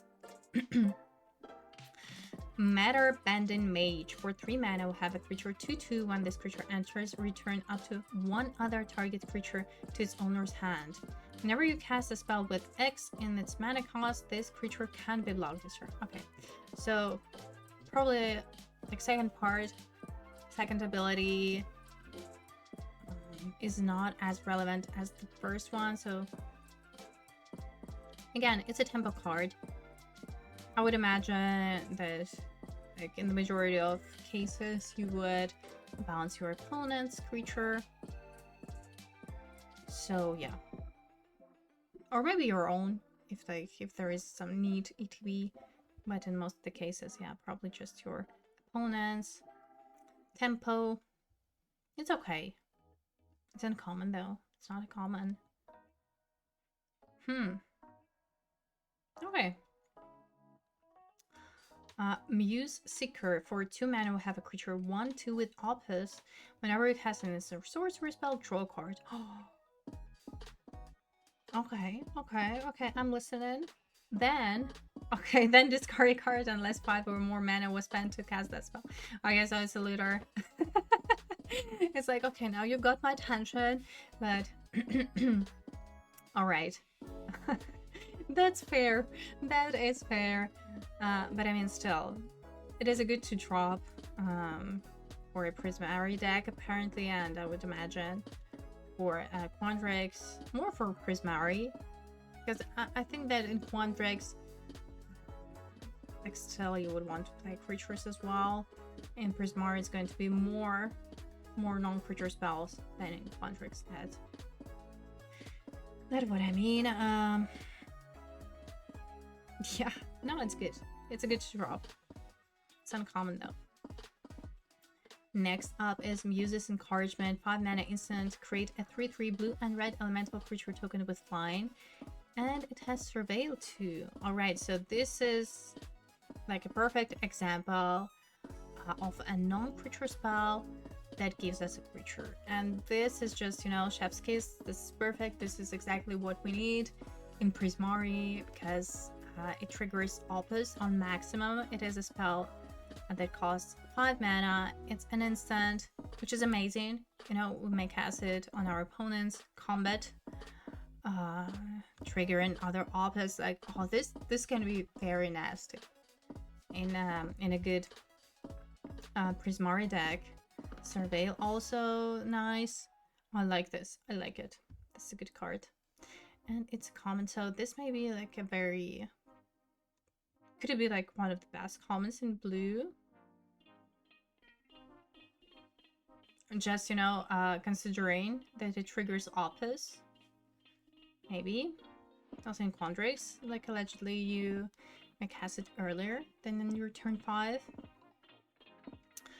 Next up, Orisa, Tide Choreographer, 5 mana. Have a creature, again, Merfolk, 2/2.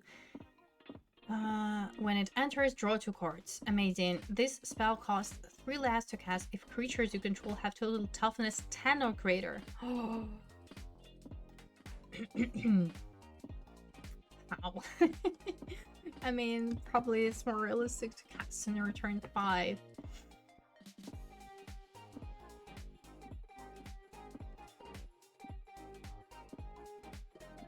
Now I'm thinking maybe a Simic, like a rhythm or something. Probably not. Interesting. I'm just, yeah, honestly trying to think of a situation where you may cast it earlier than your turn 5. And I don't know. Like in a game of limited, probably you cannot. What do I think about this card? This is a very interesting design. I mean, even like later in the game to cast for 2 mana is nice. I don't know. This is a little bit confusing, not gonna lie, but I like the cards because for 5 mana, what do we get? We get a creature and 2 cards. What else do we need? I don't know, I like it. Alright, this is a rare.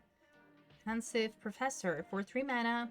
You want a wizard, 0/2 with increment. This is probably the first one, right? With this ability. So whenever you cast a spell, if the amount of mana you spend is greater than this creature's power or toughness, put a +1/+1 counter on this creature, which is, you know, pretty easy because we're starting with 0.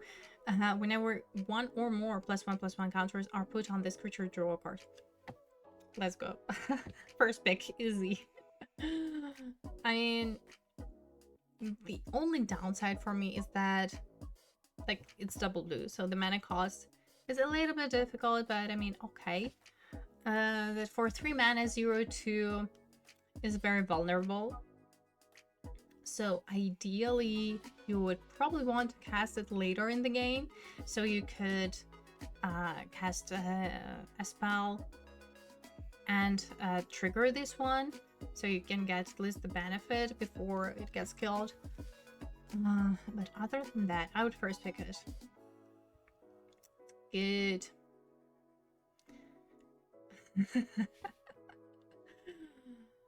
Who can relate? Procrastinate. Sorcery, X and 1 blue. Sorcery. Tap target creature, put twice X stun counters on it. Alright, so again, this scales, which is nice, so... even though it's a sorcery... I think it's okay, you know? Like, not great, but just because it has X in the mana cost, we've seen... that card, you know, in particular, it comes to my mind when it matters, like this one, like, for example, never has spell with X in its mana cost, this creature can be blocked. Also, again, since it scales, you may just, you know, cast it for 5 mana total to activate Opus, so I think it's going to be useful for those reasons. Next up, Quick Study for 3 mana. get instant, draw 2 cards. Alright, thankfully it is an instant. It is not a divination. It's better than that. Great, great. I like it. Also synergetic with that. 1 mana, create fractal token. Sweet. Next up, Run Behind. 4 mana instant. Target creature's owner puts it on their choice of the top or bottom of the library. And this spell costs 1 less to cast if it targets an attacking creature. So, attacking creature 3 mana. Okay, Run Behind. Yeah, nice. This is a sort of soft removal. Like a tempo card. And personally, I like this. I like this kind of card. Alright, Sky Coach Conductor. For 3 mana, we have a rare with Prepare. A rare with Prepare. Bird Pilot, 2/3. Flash, Flying, Vigilance. It enters prepared. Alright, it does it all. And an instant side. All aboard. Exile target non-pilot creature you control. Then return that card to the battlefield under its owner's control. Okay, so it's a blink effect. I like it a lot. Again, it is an example of a very solid creature. Very, very good creature even. But like on its own, it does not win you a game. That's like the problem with it being rare, but I mean still, I would first pick it. It's just, you know, so good, so universal too. Because it has flash. So we may, I don't know, hit an opponent's creature during their combat, or I don't know, block and then blink our own creature again in combat. Like a bunch of different scenarios where this bird pilot comes useful, right? I like it. Next up, a lot of birds. It's a pilot, it's not a wizard.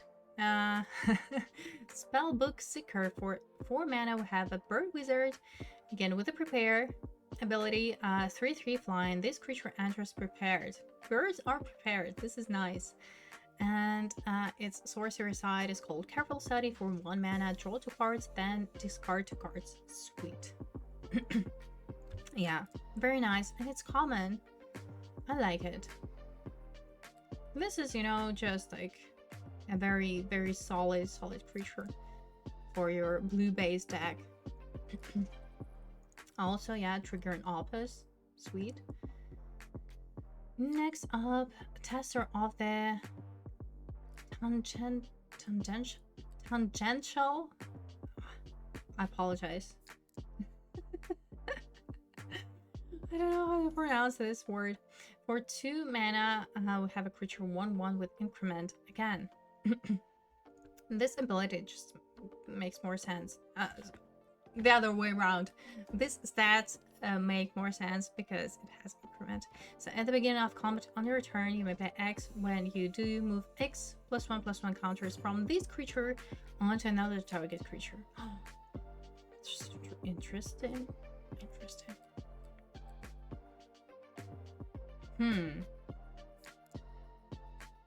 Alright. So, whenever you cast a spell, it does not say which spell, so literally like any spell, creature, non-creature. It's great. Also, this ability may be something. So, at the beginning of combat on your turn, I like it a lot. Seems like you would need like a lot of mana to do all these movements, but I mean still, like even, yeah, I can see situations where this creature become very, very annoying to put the counters, and you move counters and you make it bigger again, and yeah. Okay, curious. Next up, Textbook Tabulator. 3 mana, Frog Wizard 0/3, again with increment. And when this creature enters, surveil 2. This is so much worse than the previous one. This is, well, okay. It's uncommon. It costs just 2 mana. And this is a common. Costs 3 mana, 0/3. I don't know. And I don't like it. It's just, you know. Alright, and the last blue card is called Wisdom of Ages. For whooping 7 mana, 4 and triple blue, have a rare sorcery. Return all instant and sorcery cards from your graveyard to your hand. You have no maximum hand size for the rest of the game. Exile Wisdom of Ages. Could it be like super broken in the Prismari deck? Can you imagine? This is just like, oh wow. Also triggering all of the office triggers. Oh wow. Would you first pick it? This seems insane. There is definitely a deck building cost, but I think I would give it a go. Like honestly, I would try to give it a go. And we are moving on to the black color, and the first card is Adventurous Eater. Oh my god, who can relate? Who is Adventurous Eater here in chat? So for 3 mana, we have a creature 3/2. This creature enters prepared, and the sorcery side is called Have a Bite. For 1 mana, put a +1/+1 counter on target creature. You gain 1 life. Sweet. So this looks like a filler creature, but just because it has this prepare ability, it looks like it's going to be very good, or just good enough to activate Silver Quill. What's it called? Oh my god. Repartee ability. Have a Bite. Looks like putting a counter just for 1 mana is nice, and gaining life too. No, I think this is going to be a very useful creature for sure. Nice, nice, nice, especially Silver Quill. Next up, Arcane Omens. 5 mana sorcery with Converge. Target player discards X cards, where X is the number of colors of mana spent to cast the spell. Hold on. Is there going to be a secret multicolored archetype? Is it? Because other than that, like, where does it belong, right? It's just 5 mana, okay, discard like 2 cards. It's, yeah, not good enough, right? So, okay, I'm curious. I'm curious to see all the mana fixing in the set. And I like this hidden archetypes within a set as a whole. So yeah, let's see. Next up, Arnet, Deathbloom Botanist. For 3 mana, we have a creature 2/2 with Death Touch. Whenever a creature you control with power or toughness 1 or less dies, target opponent loses 2 life and you gain 2 life.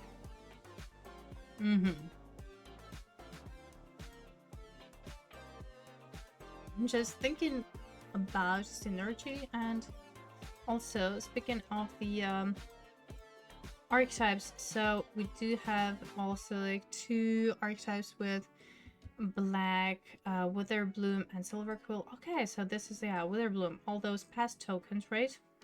I was like a little bit confused, but then hello. Also the art actually is a good like hint where does this card belong. Yeah, clearly it is Witherbloom.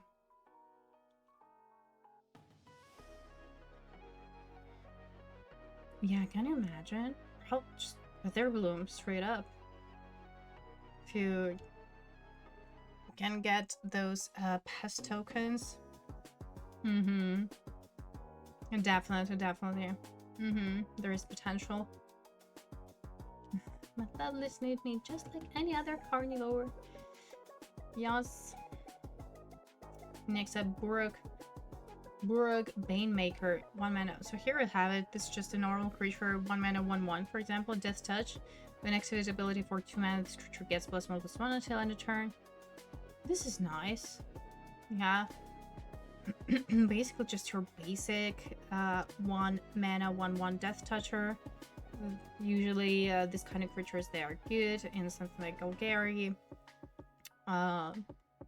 Very defensive. At the same time, you know, serves the purpose of surviving the early game and all that. Rogue Warlock. Yeah, this is funny. Yeah, I agree. Next up, Cheerful Osteomancer. For 4 mana, we have a creature with Prepare. For 2, this creature enters prepared. Let's go. Raise that sorcery side. For 1 mana, return target creature card from your graveyard to your hand. Okay, Gravedigger. Nice. I mean, and like this is a very like well-rounded card for limited. So at this stage of the game, you would definitely want to bring something back from your graveyard. The stats are okay. I mean, for 4 mana is not great just because it trades off with the 2-drop. But I mean, still. It's okay. Not great, not terrible. Like a fine card. Also, Witherbloom, let's see. So Witherbloom here is based on life gain, but I would imagine that it also interacts with graveyard. Anyway, next up is Cost of Brilliance. For 3 mana, we have sorcery. Target player draws 2 cards and loses to life. Put a +1/+1 counter on up to 1 target creature. Okay, so this kind of spells we have them in probably every single set. You know, these draw cards, lose to life for 3 mana in black. But here, the fact that we also put a +1/+1 counter on a creature, like, changes everything. Literally, it does for me, because of the synergy in Silver Quill, right? If you're drafting it.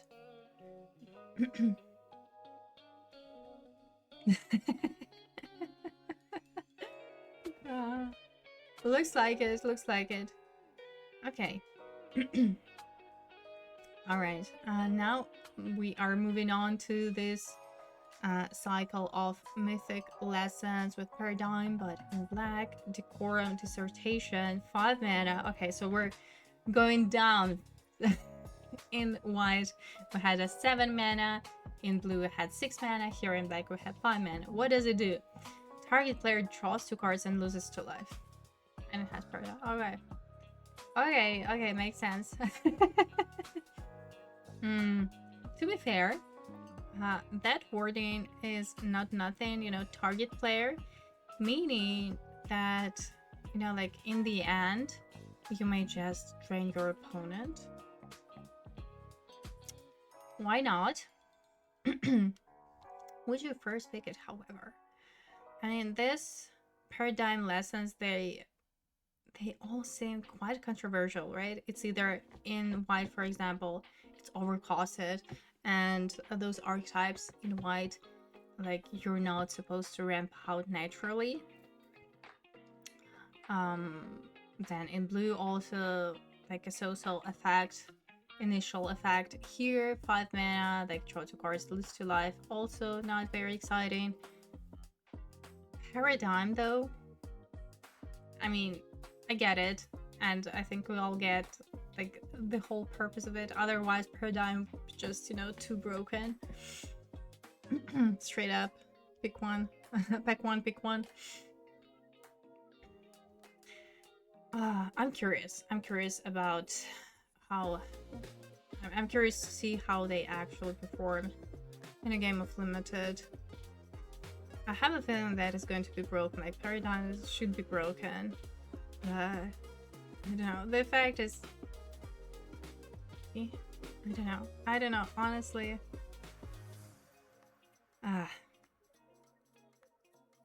Okay. Next up, dissection practice. All right.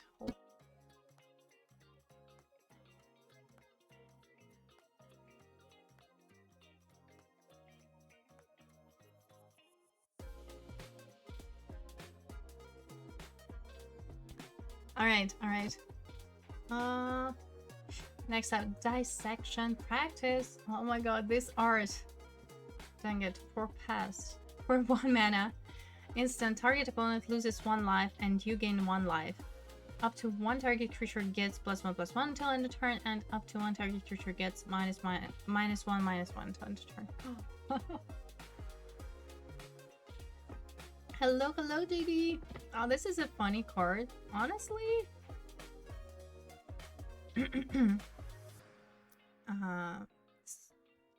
Very, very sweet. Again, we trigger repartee ability. Oh, nice. Honestly, very nice, and it's just so cheap too.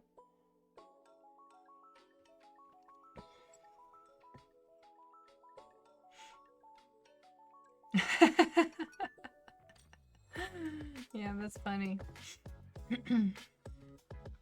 Yeah, a lot of words, a lot of effects, and just for 1 mana, huh? Ooh, mythic. Marriages of Woe. Okay. For 4 mana, we get a creature 5/4. This creature enters prepared, of course. At the beginning of your end step, if 2 or more creatures died this turn, this creature becomes prepared. Nice. And of course, the side of being prepared is called Demonic Tutor. For 2 mana sorcery, search your library for a card, put that card into your hand, then shuffle. Nice. Oh my god, nice. So for limited, of course, it is a Bomby Bomb first pick. As for constructed, yeah, we're yet to see. But yeah, for limited, I'm looking forward to it. Very much so. Next up, End of the Hunt. For 2 mana sorcery, target opponent exiles a creature or planeswalker they control with the greatest mana value among creatures and planeswalkers they control. Alright. Yeah, it's a removal spell. Sure, it does not target, which may be relevant in some situations. However, you cannot like really choose a creature, you know? Yeah. That there is like 2 sides of the coin. It's good removal still. Eternal Student. Also, if they have a planeswalker, it's just, you know, like straight up removal spell for that. Anyway, Eternal Student, 4 mana, creature 4/2 with an activate ability for 2 mana. Exile this card from your graveyard. Create 2 1/1 white and black inkling creature tokens with flying. Also, speaking of that creature, sorry, I'm going to scroll back a little bit. This one, of course, not only pass, but inklings. Man, this card is going to be nasty. Limited. Okay. Inklings, of course. So, this... just because, you know, it's expandable creature. This is good.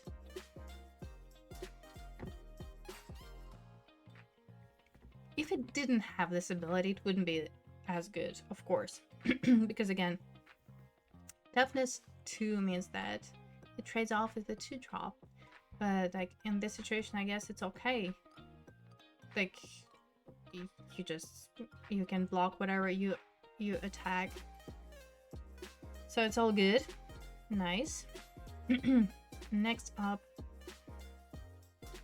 Foolish Fate. For 3 mana, we have instant destroy target creature. And here we have like the first monocolored spell with infusion. If you gained life this turn, that creature's controller loses 3 life. And infusion, it is like a key ability that is specific to Witherbloom. Okay. I mean, without infusion, it's also good. Just for 3 mana, you have instant speed removal. Amazing, right? And this is just, you know, even better. The ability. Crazy good. Forum Necroscribe. So for 6 mana, that are though, right? Nice. Sorry, for 6 mana, we have a creature 5/4 with 4 discard a card and repartee. For repartee, what does it do? Return target creature card from your graveyard to the battlefield. What? Oh. Not bad, honestly. Considering that we may trigger repartee both on our turn and on our opponent's turn. I mean, the stats are not exciting, but like the effect is good and maybe like very good, like very good top end in the Silver Quill deck. At the same time, my concern is that you may use up all of the targeting spells before you cast this one, and you cannot get value out of it.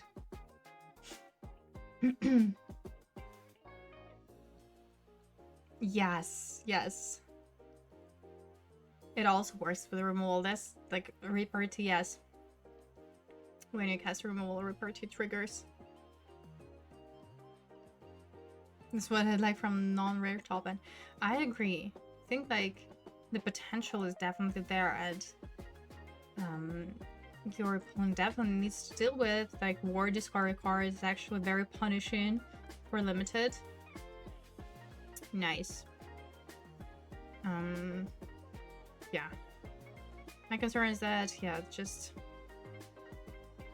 maybe you'll be out of your targeted spells by the time you cast this. This is my only concern. Other than that, it's good.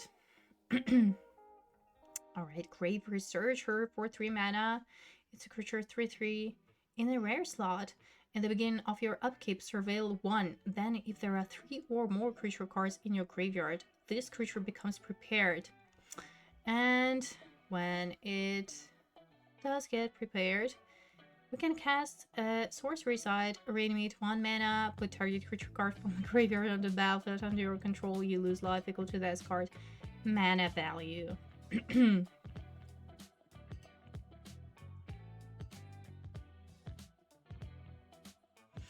Again, I feel like this is more of a constructed potential, but for limited, would you first pick it? Okay, let's talk about it. Like, would you first pick it? No, I mean, everybody likes reanimate, clearly. It's just, you know, if we're being real, it is like a 3/3 for 3 mana. Like, we need to have at least 3 creatures in our graveyard. So, you know, like additional work, additional steps. So my concern that it may be just a tad slow.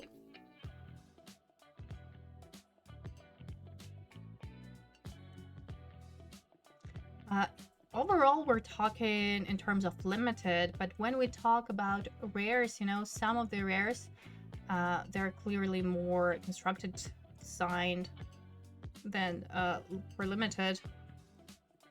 That's why I'm mentioning standard and constructed. But yeah, the question remains. So we're talking about limited. Would you first pick it? My concern is that for limited, it is slow, and it may be it requires additional work. Also, I don't know.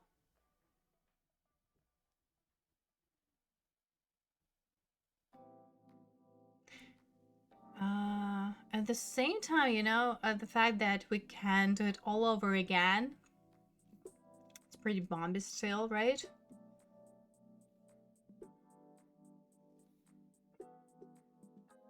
Yeah. I think I would too. Just because, you know, it's not a one-time effect. You can like you prepare this creature, you reanimate your creature, you can do this all over again.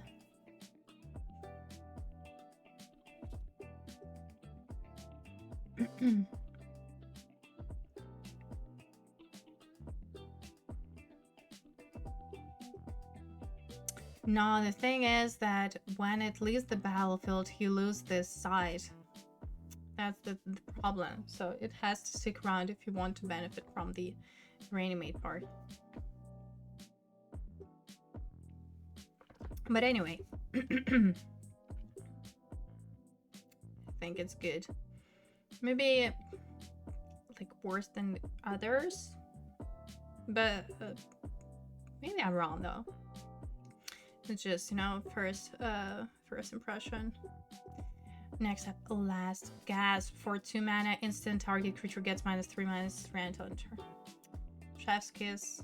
You know, black has always had like the premium removal, but in this set in particular, but maybe just because there are so many bombs and overall, like this set looks a little bit pushed. That's why that's why removal is so good as well. Next up, Lecturing Scorn Mage. For 1 mana, we have a creature 1/1 with a repartee. And for repartee, we're putting a +1/+1 counter on this creature. Amazing. Expected better from you, honestly. Silver Quill vibes. Nice, I like it. Again, very cheap creature, and I'm looking forward actually to drafting Silver Quill. It's going to be or it has to be an aggro, a low curve archetype deck. Next up, Leech Collector. For 2 mana, we have a creature 2/2 with Prepare. Whenever you gain life for the first time each turn, this creature becomes prepared. Then you may cast the sorcery side. For 1 mana, Bloodletting. Each opponent loses 2 life. Okay. It is an uncommon. Otherwise, you know, it would be like a great 2-drop.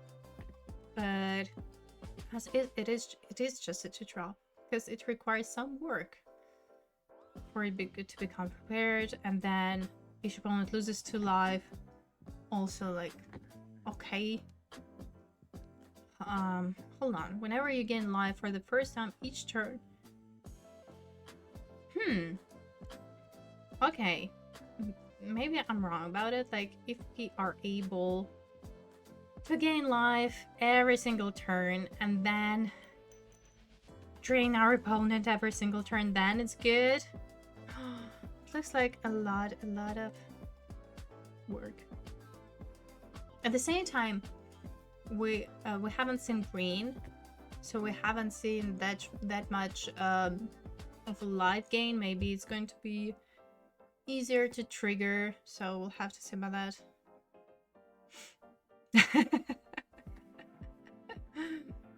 Yeah.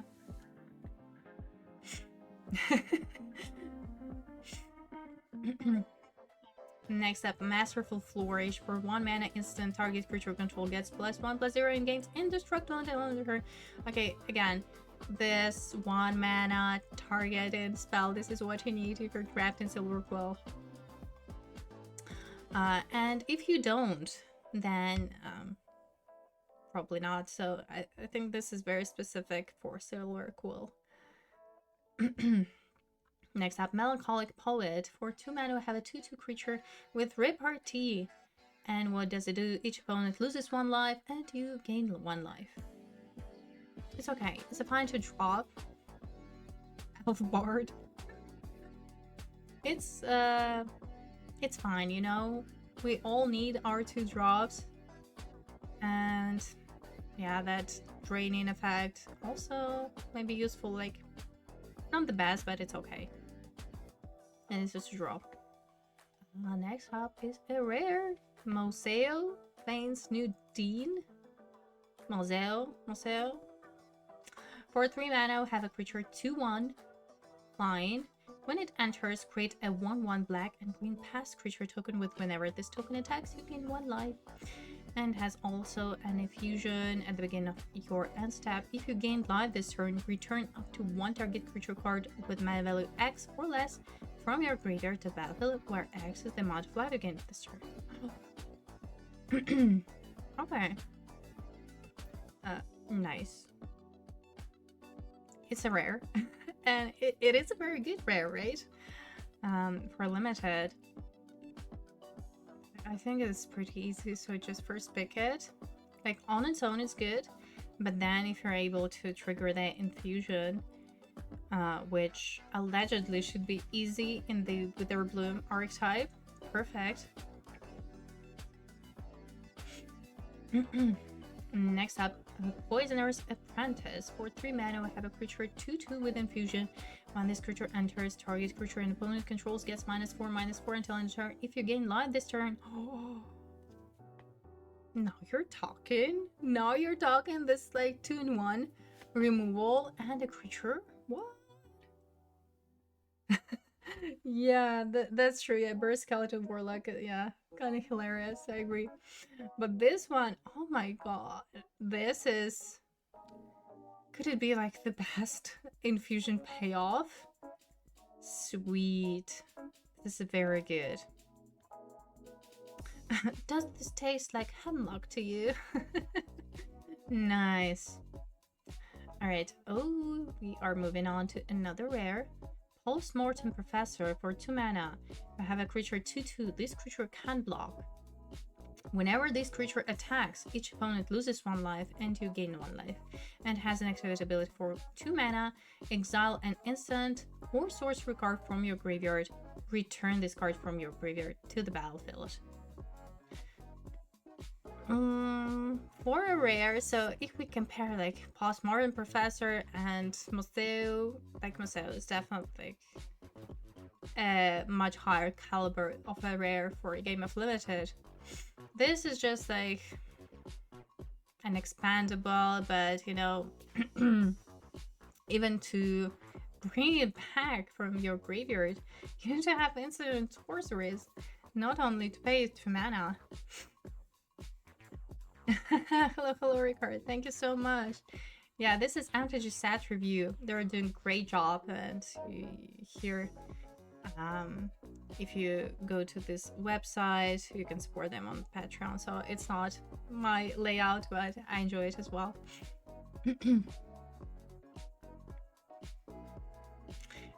Yeah, me too.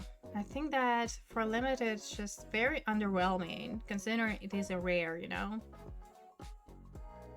So I think I would not first pick it. I think that there are too many good cards in general. So yeah, this is kind of sad, right? Okay, Pox Plague. Let's go. Let's go. 5 black mana sorcery in a rare slot.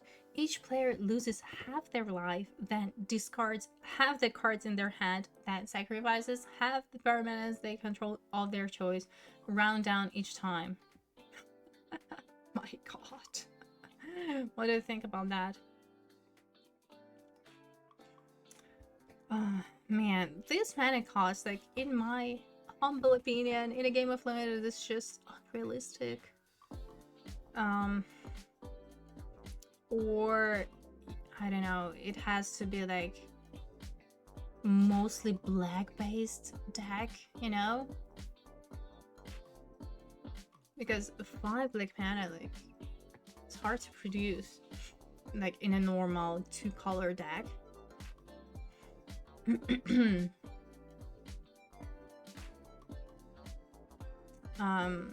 So yeah, I think this is a constructed design,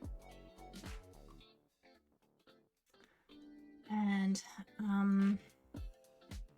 if we talk about constructed and standard in particular, what do you think about this one? So in limited, to be fair, I wouldn't even try, because by the time when we are able to realistically cast this, like, our opponent won't have any cards in hand. Like, sacrifice and permanence, yes, it matters, like losing life too, but man, I don't know, I don't think it's worth it, to be fair, for limited.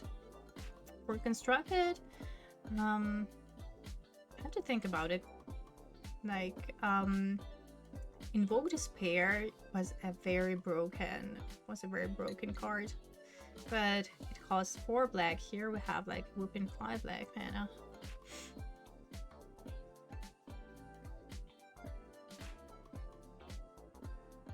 The dream for Pox Black is that you're playing it in a monument deck.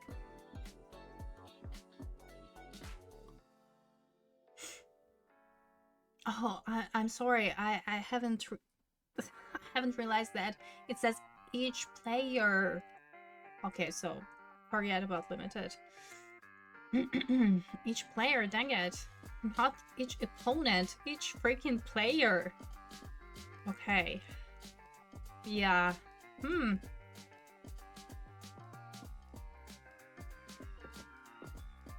Hello, hello. I think that's a good point, you know? There is maybe something to it. Old school, for sure. It feels like it, you know? You want to have some, you know, dark ritual alongside Pox Plague.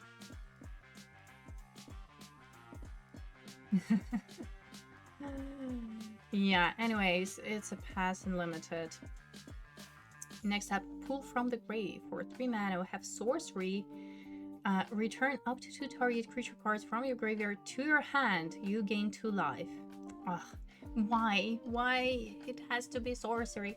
If it was an instant, I think it would be pretty nice. You know, it would be a very nice brain deck card that you would cast like end of your opponent's turn, bring back creatures, and you know, on your turn you just cast them.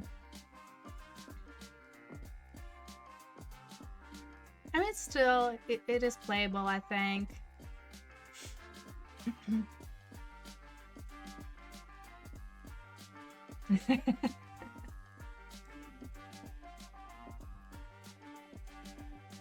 Next up, Rabbit Attack. 2 mana. Look at the art. Nice. Instant. Until end of turn, any number of target creatures you control each get +1/+0 endgame. When this creature dies, draw a card. Okay.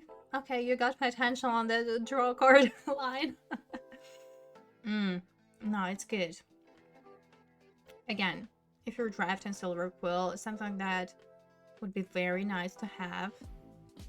Especially now in combat. Like you're trading off, you're triggering repartee, you're drawing cards. Very sweet.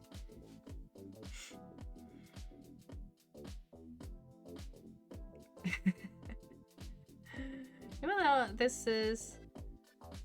Let me guess, the Spirit's got to a lot. It's a Jest Within Bloom, but I would play it in Solar Quill. Dun dun dun dun! We have Rawl, Zorik, Guest Lecturer.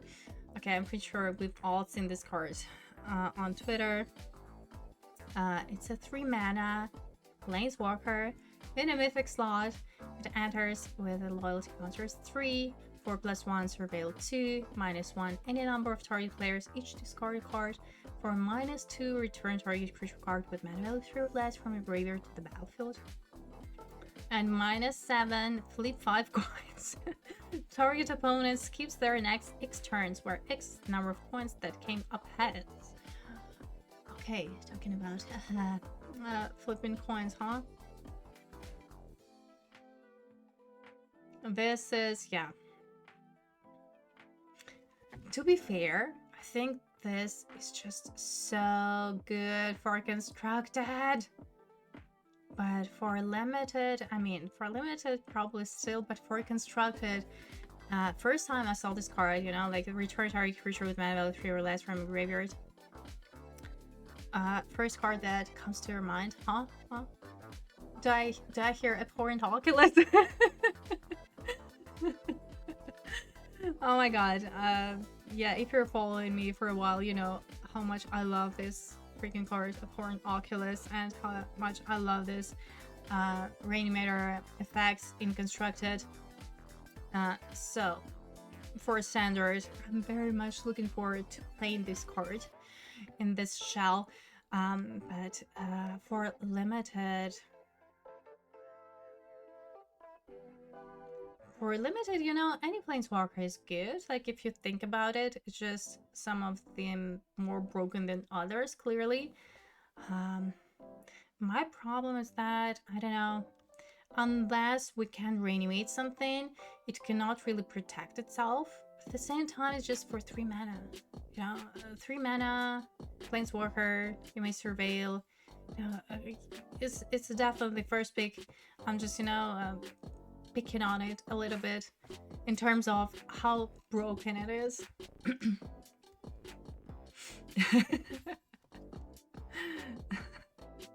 Yeah. No, this, yeah. Very, very nice design. Next up, Scathing Shadelog, 5 mana, have a creature 4/6. At the beginning of your first main phase, this creature becomes prepared. And what do we do for that? Sorcery, 1 mana, Venomous Words. Target creature you control gets +2/+0 and gains Death Touch until end of turn. Oh. Again, just because the sorcery side costs only 1 mana, and we can, do it all over again, triggered all over again, this can be such a good top hand for a Silver Quill deck. Trigger on the repartee every single turn. 4/6, great stats, like 5 mana, also like reasonable.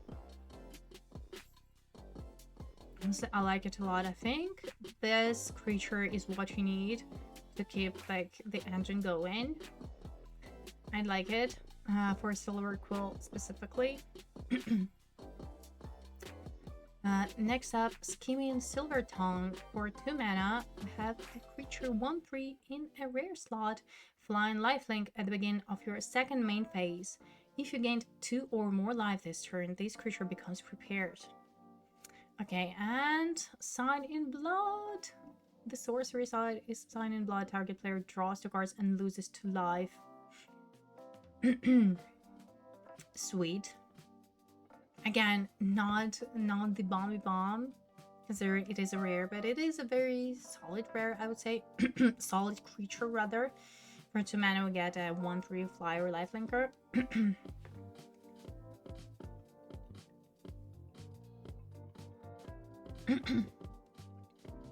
However, it does not prepare itself, Would you first pick it?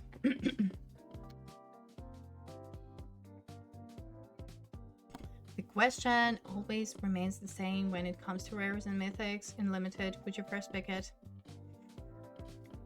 I think I would. Clearly it belongs to Witherbloom, But yeah. It is okay. It is a 2-drop. Yeah. Not great, not terrible. You need to, if you first pick it or if you have it in your deck, yeah, just draft or build Witherbloom deck. Next up, Sand in the Past. 2 mana, sorcery. Each opponent discards a card. You create a 1/1 black and green past creature token with when this token attacks, you gain 1 life. I'm not going to repeat it, so past token.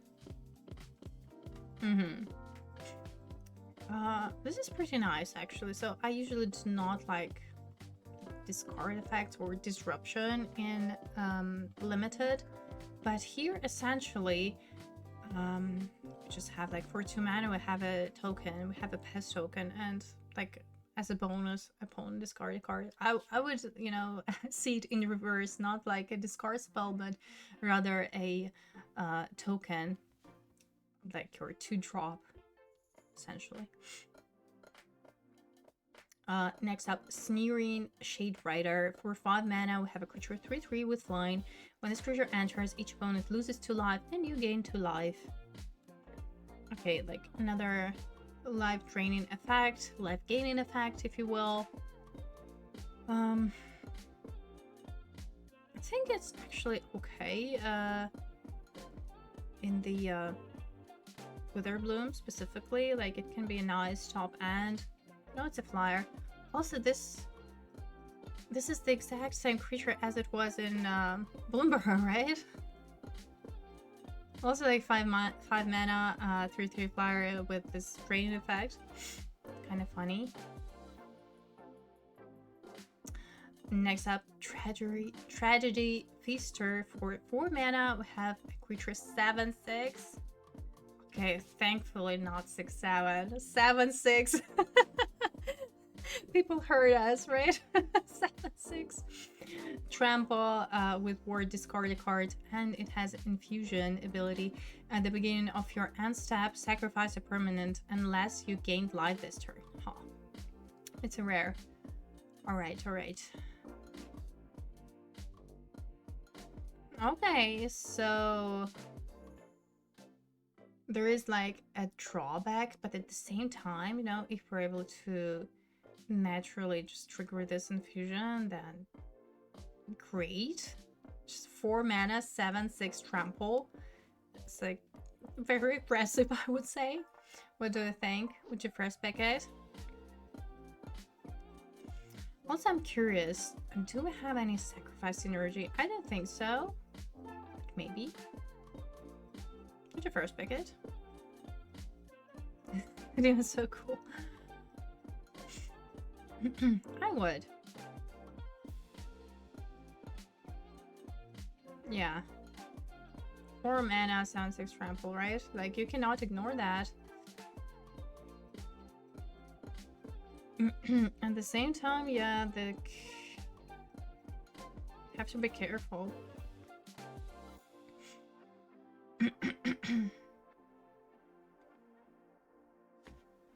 We played on for turn 4. Well, I'm curious to see the green cards because in black we haven't seen a lot of life gain in action. So we've seen like this life drain here and there. Yeah. Olna, Alley Shopkeep, 3 mana. Sorry, 3 mana, 2/3 manas infusion. This creature gets +2/+0 as long as you gain life this turn.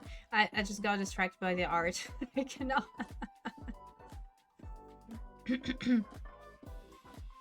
I mean, it's a filler. This is like a classic example of filler. Like, there is just, yeah, nothing more to it. Next up is Wander Off for 4 mana, instant exile target creature. Perfect. Removal, exile effect, instant speed, just 4 mana.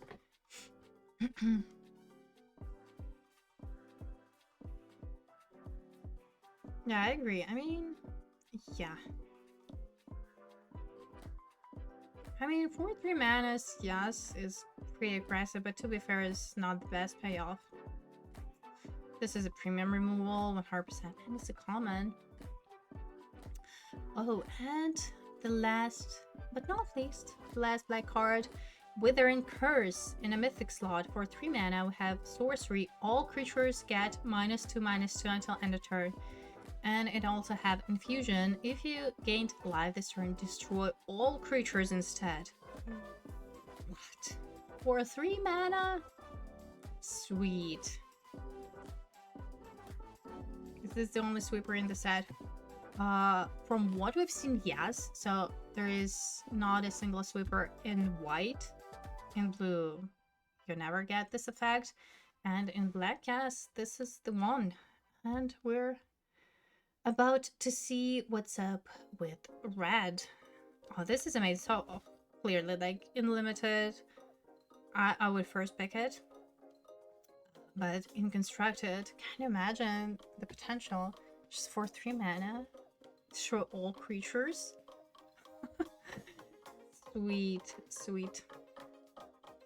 All right, now let's move on to red, and I think we are going to finish with red, like this part 1. Tomorrow I will be back, and we're going to start with green. So after we finish with red, I'm going to wrap it up. So just a gentle reminder again, if you're not following already, please hit the button. It means a lot to me, and I do really enjoy this limited impressions set reviews, and hope you do too. I mean, it's always very interactive. I enjoy reading your comments, your thoughts on the cards. It's very nice to have your perspective on things as well, considering I literally look at the cards for the first time. Anyway, Ancestral Anger is the first card in red. For 1 mana sorcery, target creature gains trample and gets +X+0 until end of turn, where X is 1 plus the number of cards named Ancestral Anger in your graveyard. Draw card. So this is a reprint. I'm just trying to think. Was it good in that limited?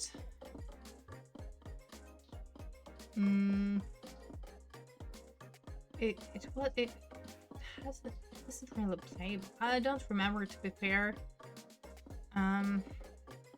So it's a red card.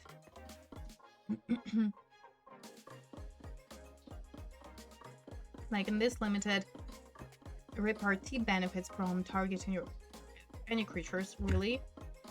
So yeah, I don't know, to be fair. Probably not. Next up, Archetypes Agony. For 5 mana, we have a sorcerer with Converge. Okay, I need to see that. I need to see that mana effects in Converge. Archetypes Agony deals X damage to target creature, where X is the number of colors of mana spent to cast the spell. Exile cards from the top of your library equal to the excess damage dealt to that creature. This way, you may play those cards until the end of your next turn. The fact is crazy good, but honestly, it belongs to this multicolor deck. I believe this is a cycle. Same goes to that card in black. Haven't seen similar effect in white nor in blue, right?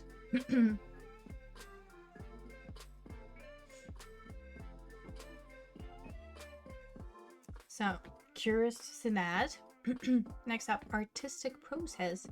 5 mana sorcery. Choose 1. It's a model card. It deals 6 damage to target creature, or it deals 2 damage to each creature you don't control. Also very sweet. Or create a 3/3 blue and red elemental creature token with flying. It gains haste until end of turn. This is so good. So good in Prismari. Triggers all of the opposite effects. And I like how universal it is, you know?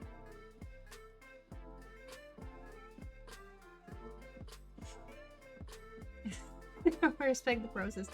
100%. Also, like, Otter.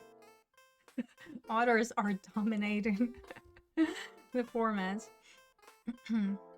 Ooh, next up is Blazing Fire Singer. For 3 mana, we have a creature 2/3. This creature enters prepared, and it has this prepared side. Instant Seething Sun for 3 mana. Add 5 red mana.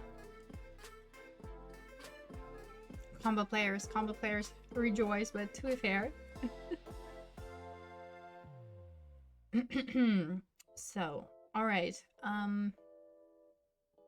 Like, realistically, because we have to pay for that, we only get like 2 additional mana, right?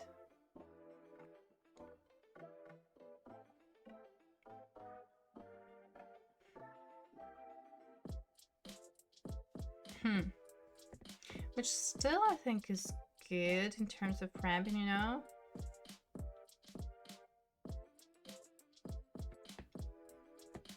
What do we think about that?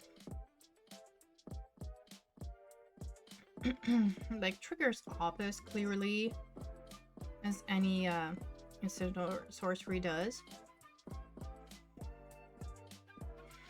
I don't know. I'm curious to see how it will work in limited. I don't know. Additional 2 mana.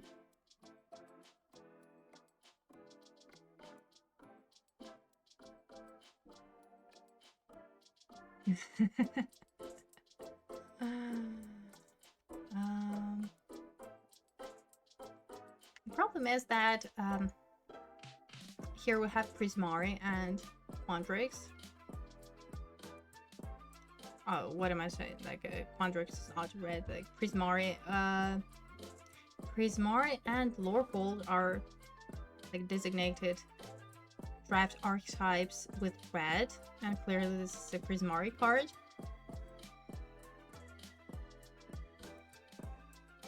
I have a feeling that, yeah, it's still okay, you know?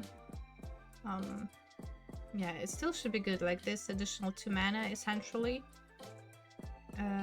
is still gonna matter. Also, maybe something, like, you know, like extra triggering Opus, or I don't know. Or does Opus triggers only once per turn? Hold on. Sorry. Yeah, you can. Oh, whenever you cast an instant or sorcerer spell. Amazing. So we may like trigger Opus like multiple times with that. Yeah, then yeah, should be good.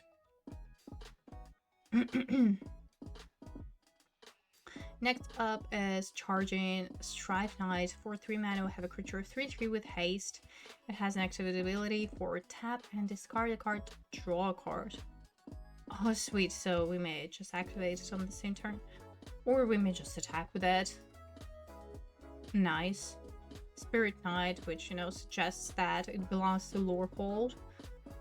Also like discarding card, drawing a card, filling our graveyard. Yeah, this is good. I like this creature. It's pretty, you know, it can be very aggressive, or it can, you know, serve the purpose of damaging. Also sweet. Next up is Choreographed Sparks. For 2 mana, we have a rare. It's an instant. This spell can be copied. Choose one or both. Copy target instant or sorcerer spell you control. You may choose new targets for the copy. And copy target creature spell you control. The copy gains haste, and at the beginning of the next end step, sacrifice this token. Oh man. Like this kind of like copy target spell and whatever. Usually it's not really playable in limited.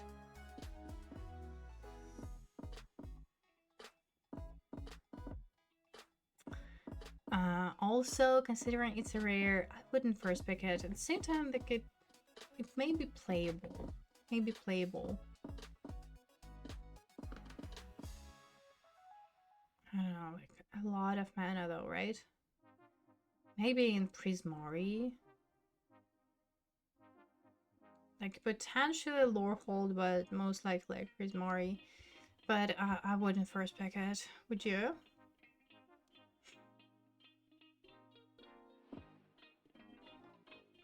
I agree.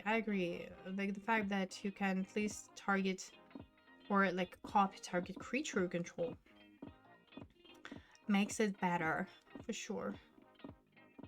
But yeah. Not like it. Okay. No, but yeah, no first pick. That's for sure. Next up is Dual Tactics. For 1 mana, we have sorcery, deals 1 damage to target creature. It can't block this turn, and it has flashback. Yeah. I quite like spells like this, you know. I'm just curious. Probably Lorehold will be aggro as well. I mean, it's weird not to be if you're playing Boris, right? So, not only it can actually like destroy a creature, but it may serve as a tempo card. Like you just, you know, pushing damage. Your opponent's creatures cannot block. Also like flashback makes it very flexible. So for 3 mana, essentially deals 2 damage to a creature, which is not nothing, right? It's like in Lorehold, cards live in your graveyard and all of that. There's a lot of synergy going on. I like this card. Do you think Boris will be super strong for limited? I don't know, because last Strixhaven, like the OG Strixhaven, Lorehold was not the strongest archetype. like at all. It was one of the weakest actually. So let's see how it goes this time. Next time, Emeritus of Conflict for 2 mana. Have a mythic creature 2/2 with first strike. Whenever you cast your 3rd spell each turn, this creature becomes prepared. Lightning bolt! Instant. It deals 3 damage to any target. Oh my god.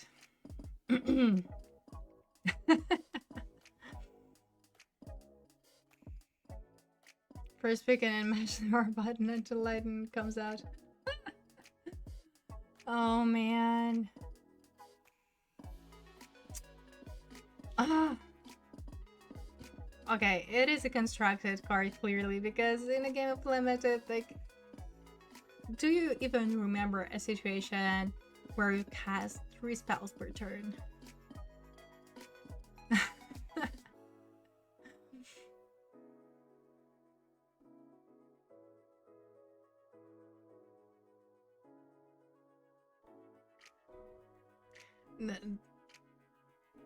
It becomes prepared. Okay, you cast like lightning bolt, it becomes unprepared. Then you have to start all over again actually. So I don't think that like it counts actually.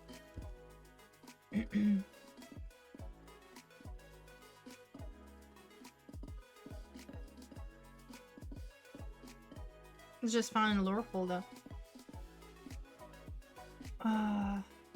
True, but it's a mythic, huh? It's a mythic. Yeah, sure, it is good to drop, like to first strike, but it's freaking mythic. No prowess. It's like every Izzet mage, like no prowess. No prowess, like no need. No prowess, bad. It counts as the first spell if you cast Lightning Bolt.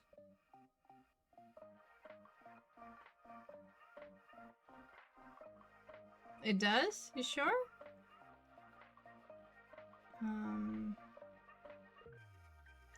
Okay, we need to find like a more detailed like mechanics or a ruling sheet. Okay, what? Okay. Then yeah. But man.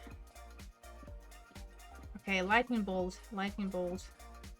Sweet, but yeah, this card is clearly like constructed design, sadly.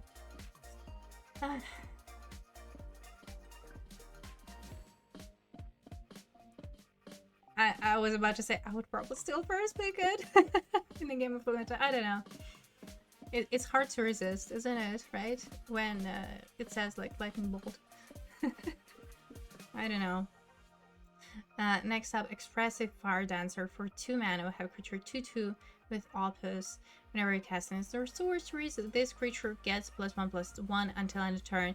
If 5 or more mana was spent to cast the spell, this creature also gains double strike until end of turn. This is like for basic 2-drop. In Loreful, it would be just, you know, a bear. Of course, in Prismari, this is going to be a much better 2-drop. But still, like, it's a 2-drop. Alright, flashback. Just now, simple as that. Flashback, 1 red mana instant in the rare slot. Target instant or sorcery card in your graveyard gains flashback until end of turn. The flashback cost is equal to its mana cost. Why is it a rare? Would you first pick it? Ventorius found that every new discovery motivated him to keep exploring. So essentially, what is this card? It is like a second copy of each of your like instant and sorcery spell, right? You may count as such. It looks like it would fit more something like Prismari, right, than Lorehold, but just because live in the graveyard, I guess, situation.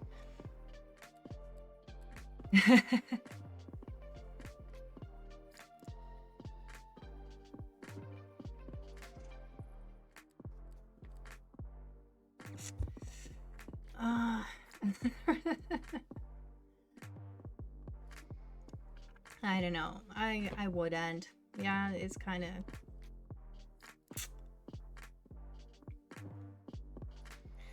Garrison Excavator. For 4 mana, we have a creature 3/4 with manas. Whenever one or more cards leave your graveyard, create a 2/2 red and white spirit creature. Okay, now you're talking. Now, finally, we get an amazing payoff for that leaving the graveyard situation.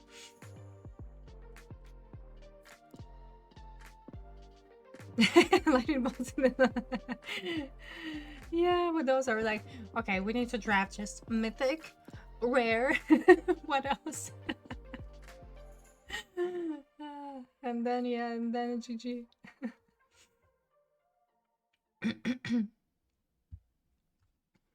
And yeah, why it doesn't have a flashback on its own, right? It's just like silly.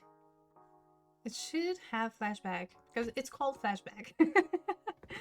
But Garrison Excavator, this is just, okay, Chef's Kiss, this is exactly what you need in your Lorehold deck. This is just the amazing payoff. Great card for that specific archetype.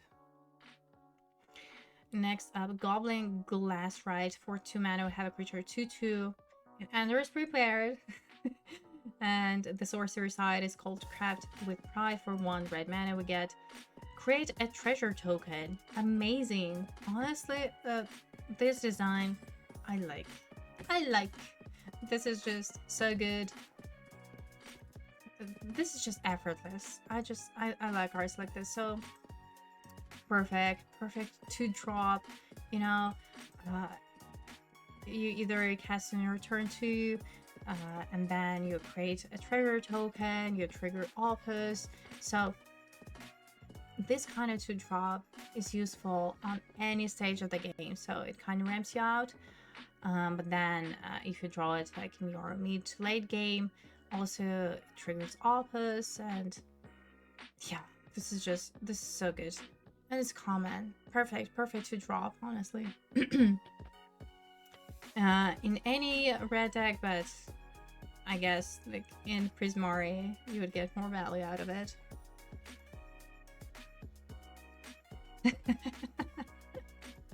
Yeah, that's funny.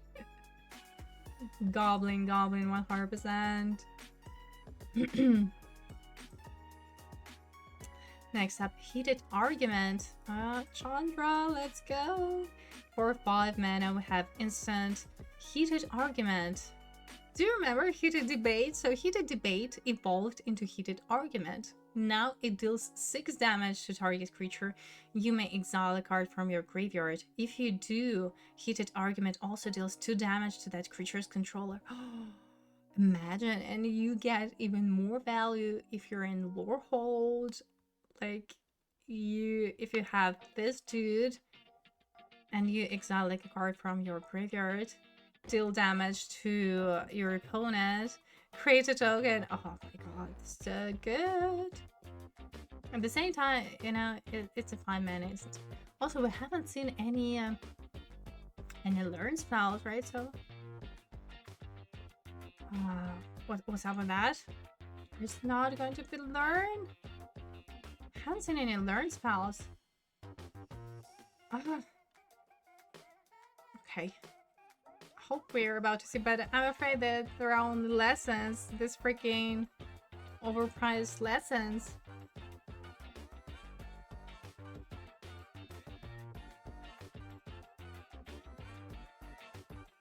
Oh. Stop. I haven't even looked at the flavor text. Oh. Right, alright. I need to read the lore. Okay. Impractical joke. Let's move on. So for 1 red mana, we have sorcery. Damage can be prevented this turn. It deals 3 damage to up to 1 target creature or planeswalker. Sweet. You know? Yeah, simple, efficient, elegant. Set looks balanced. Honestly, yeah. I like this synergy. And to be fair, it looks like the power level is pretty high with this one as well. All right, here we have it.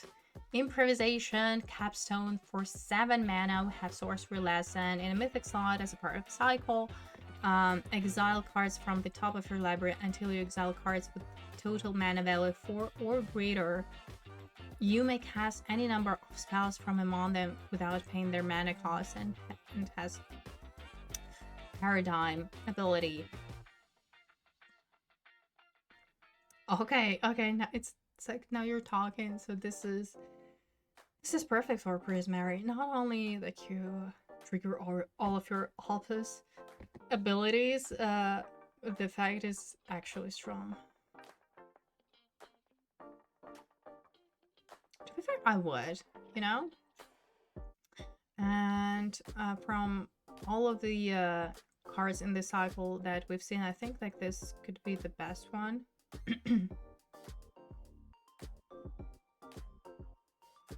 I think this actually may win you the game.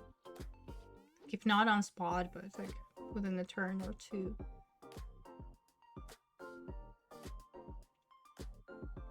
I'm very much looking forward to actually playing the set. And yeah, hopefully we can all, you know, draft and see it together. Because I'm going to play in the early access event this Thursday. I'm going to start as I usually do at around like 11:30 a.m. Central European time, and then I'm just going to draft and to play sealed all day long, and hope you will join me there. Next up, Live in History. For 2 mana, we have enchantment. When this enchantment enters, create a 2/2 red and white spirit creature token. Whenever you attack, if a card left your graveyard this turn, target attacking creature gets +2/+0 until end turn. Huh. Alright, so, well, first of all, this is like your 2-drop. I would first and foremost consider it like that. And then, you know, I know it's probably like, it's fine. It's a fine payoff, but it's not the best one for flashbacks and the rest. And yeah, just, I guess it's okay. Just consider it as your 2-drop.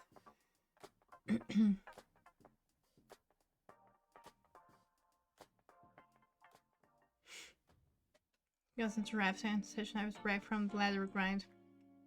For sure. Draft is definitely my favorite format, just to have fun, you know? Maelstrom Artisan. For 3 mana, we have a creature 3/2 with haste. It is a rare. This creature enters prepared. Amazing. And the sorcery side is called Rocket Volley. For 2 mana, destroy target non-basic land. Okay, if we're limited, this is just relevant in most of the cases, right? I have to see the lands, but yeah, like realistically, in a game of limited, everyone's playing basic lands. We can talk a little bit about potential use in constructed, but for constructed, maybe a tad slow. Like this looks like it can be slow for constructed. I agree. Like 3/2 not too bad, but then mana cost double red, and it's a rare, and trades off with any 2-drop. So I don't know. I don't really like it, to be honest. I think there could be like better cards in a pack than this one, sadly.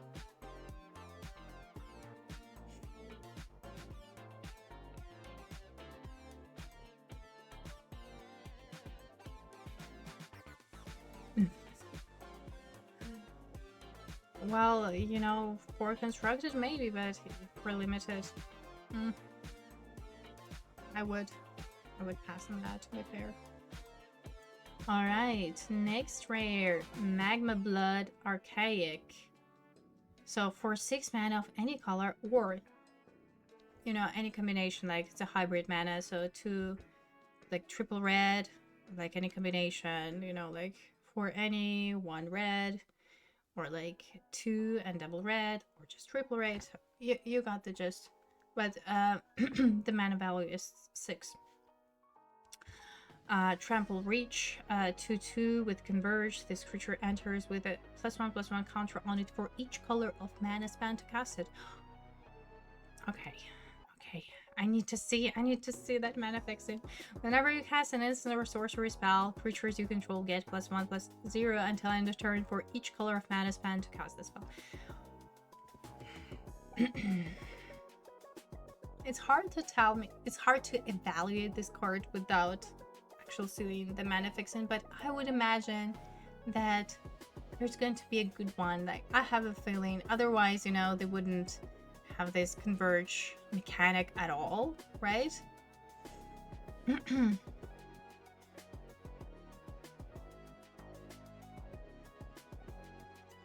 I'm curious about that. Definitely like 2/2 for like that amount of mana, and that kind of complicated mana spell is not good enough. But with Converge, if you're able to, I don't know, at least put what, 3 counters on it, already wouldn't be too shabby. Also the ability, interesting. Okay, again, just let's put like a footnote, a side note. Maybe we'll come back to that after reviewing green and all of the mana fixing. So yeah, for now, I don't know.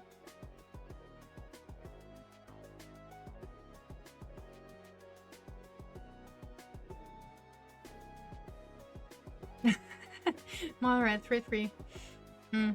Yeah, Trample Reach.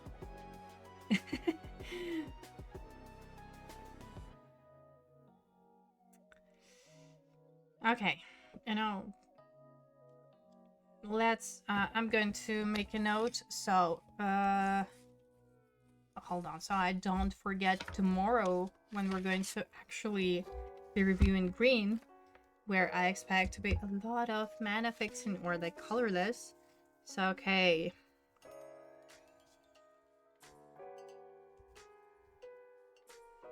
and multicolored secret archetype, huh?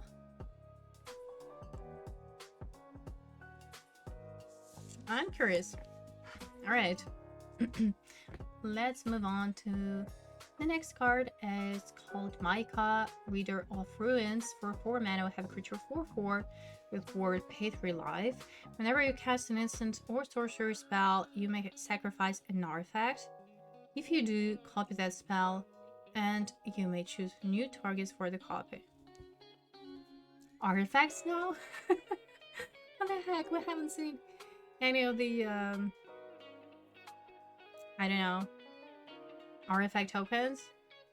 None of the creatures have entered the token. There was only that 2-drop, that goblin that creates treasure. Huh. But you don't want to sacrifice treasure just as any artifact. You actually want to run power toward to cast a spell using that mana from treasure. I don't know. It's an interesting design for sure. So the stats, like the mana value, are good. Like word, okay. Also, like, I guess a TBD about how realistic is that to trigger. What do you think? So this goblin says, I like them. Molten Core Maestro. For 2 mana, we have a 2/2 creature in a rare slot with manas and Opus. So for Opus, just whenever we cast in sorcery, put +1/+1 counter on this creature. Okay, counter, good. And if the mana cost of that spell is 5 or more, add an amount of red mana equal to this creature's power. Not like super exciting, not like crazy bomb effect, but at the same time, it's good to drop. It has evasion, can like 5 or more mana. I don't know. Like potentially, if you cast like non-creature spells, specifically instant and sorceries every turn, and you can put counter, or actually whenever, so you can trigger it like, yeah, whenever, right? And on your opponent's turn, huh? Yeah. Flashbacks to Vivi. To be fair, it kind of gives this vibes, right? If we're talking about constructed now, like I'm too focused on limited. For limited, it's not a super exciting rare, right? Like it's good, it's a solid to drop with like a certain deck building cost. But yeah, for constructed, could it be? Would you first pick it though? I guess if there is nothing better, sure, but yeah, it's not the strongest card, right? However, in the right deck, it can grow very fast, I think. Can become very big very fast, or it should. Next up, Pigment Wrangler. For 5 mana, we have a creature 4/4 with flying. This creature enters prepared. Let's go. And it has a sorcerer's side, strike, and palette for 1 mana. When you next cast an instant or sorcery spell this turn, copy that spell. You may choose new targets for the copy. Okay. Yeah, I think it's valid.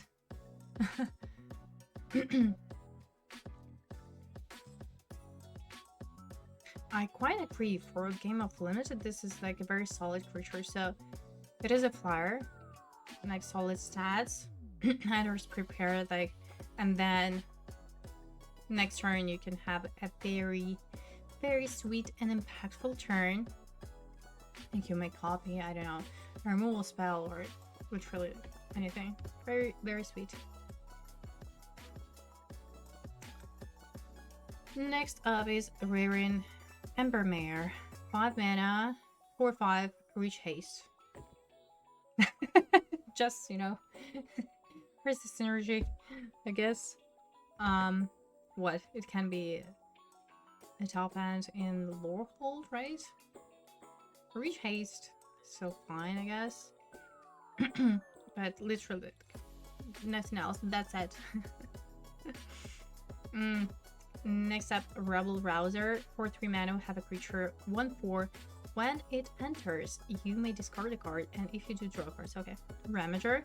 And it has an activated ability for tap and exile a card from your graveyard, add 1 red mana. When you do, this creature deals 1 damage to its opponent. Let's go lore hold. We just need that orc that creates tokens. Nice. History is patient. I'm not. Where's the set to bring down the average amount of card decks? Honestly, it feels like it. It feels like, yeah. It feels almost as if, you know, it, like, there's missing something, right? Like, that's it. Whereas, like, this new keywords, no, just reach haste. But Rebel Browser, I really like it.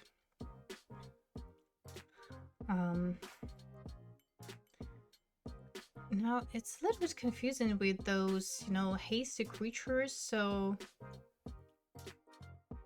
how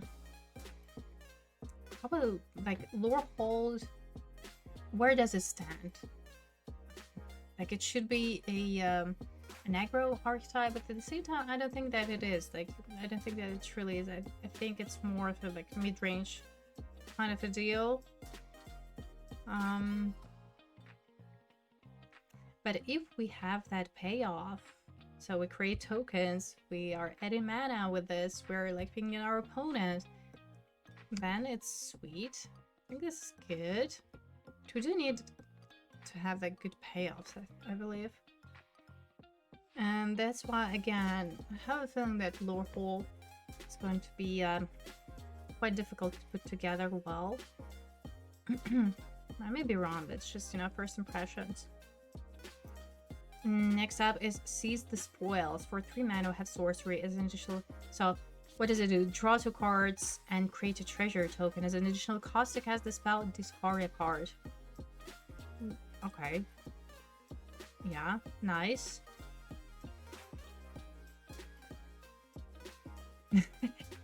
Now this is good. This is good. So like a more expansive version of Thrill of Possibility. At the same time, we get a treasure. We definitely need something like that for Prismari, actually. We need to ramp out as well. Can't run the specials. Yeah, imagine. Next up, Still the Show. For 3 mana, we have sorcery in the rare slot, and it's a model card, but we can choose one or both. Target player discards any number of cards, then draws that many cards. Still the Show deals damage equal to the number of instant and sorcery cards in your graveyard, target creature or planeswalker.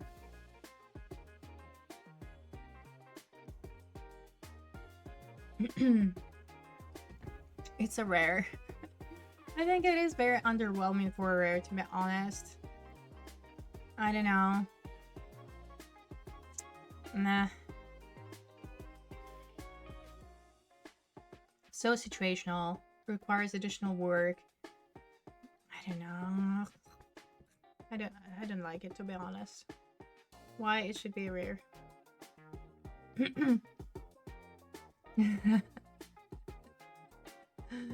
Yeah. I think you should not first pick it.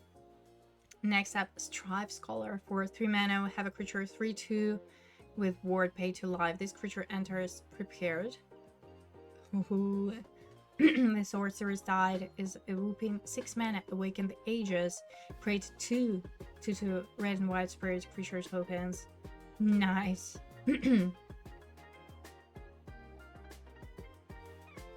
Okay, so this is good both in Lorehold and Prismari, because this like sorcery, again, 6 mana sorcery means that we are triggering Opus to the max, creating tokens, all that.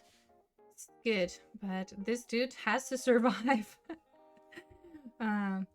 before we can cast that sorcery, right?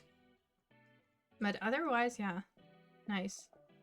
Like word does something. Don't know. Alright, Tablet of Discovery. So here we have our artifact. For 3 mana, when it enters, mill a card. You may play that card this turn. For tap, it adds 1 red mana. For tap, it adds 2 red mana. But you can spend this mana only to cast instant and sorcery spells.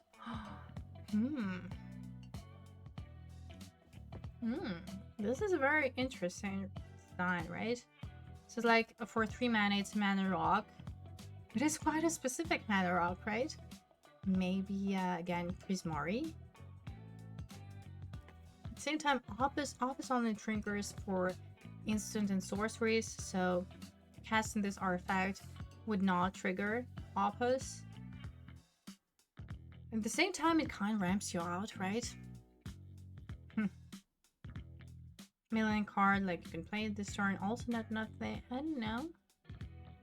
I guess it is playable in Prismari. Maybe even good. I don't know. Concerned that does not trigger Opus, but maybe it's okay. Like if we if you have a bunch of, like, I don't know, 5+ mana value spells, if they're oh yeah, by the way, we're yet to see the multicolored spell, and yeah, I'm pretty sure there's going to be some busted ones, or at least there should be. So maybe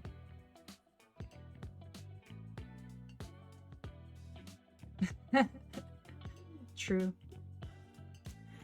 Tackle Artist. 4 mana, we have a creature 4/3 with trample and opus.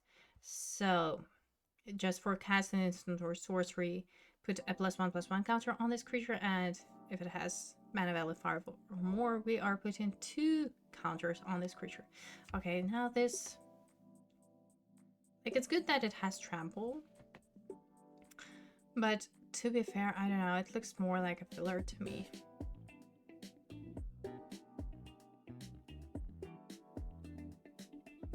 It's just, you know, 4 mana 4/3 though. But maybe, I don't know. I'm not a fan of this. I think it's more of a filler category. Next up, Thunderdrum Solace. For 2 mana, we have a creature 1/3 with reach and opus. So it pings, it deals 1 damage to each opponent, and if we cast an instant or sorcery with mana value 5 or more, it deals 3 damage to each opponent instead. Oh, it's nice. So this is a good to drop, actually. I like the stats. It has reach. It pings. Yeah, this is good. Next up, Tone Blast. For 2 mana, we have sorcery, deals 2 damage to any target, and has flashback 5. Amazing. This is great. Also, just, you know, sign me up for anything that deals damage to any target. So good. This card. Unsubtle Mockery. 3 mana instant. It deals 4 damage to target creature. Surveil 1. Sure. I mean, 3 mana, instant, 4 damage, and surveil. Let's go. And last red card is Zealous Lorecaster. 6 mana, 4/4. When this creature enters, return target instant or sorcery card from your graveyard to your hand.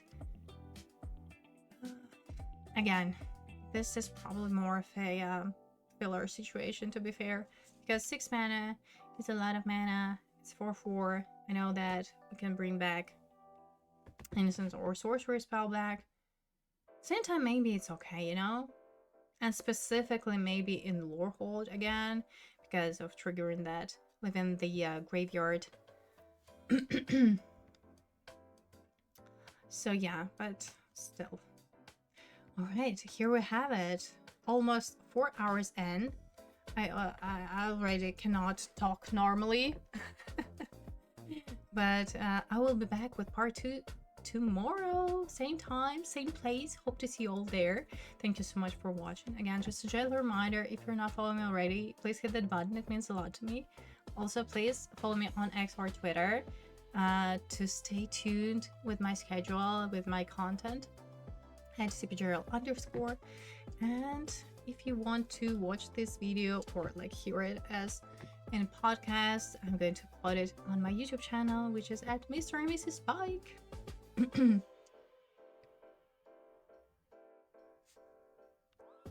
Yeah, Evidence Health just in the chat. Yeah, same, yeah. This card. It's playable. It's playable. For sure, just to bring back that sorcery. Okay, I'm very, very excited and very curious to see what's in green and in multicolored, but that's going to be tomorrow. Let's raid somebody.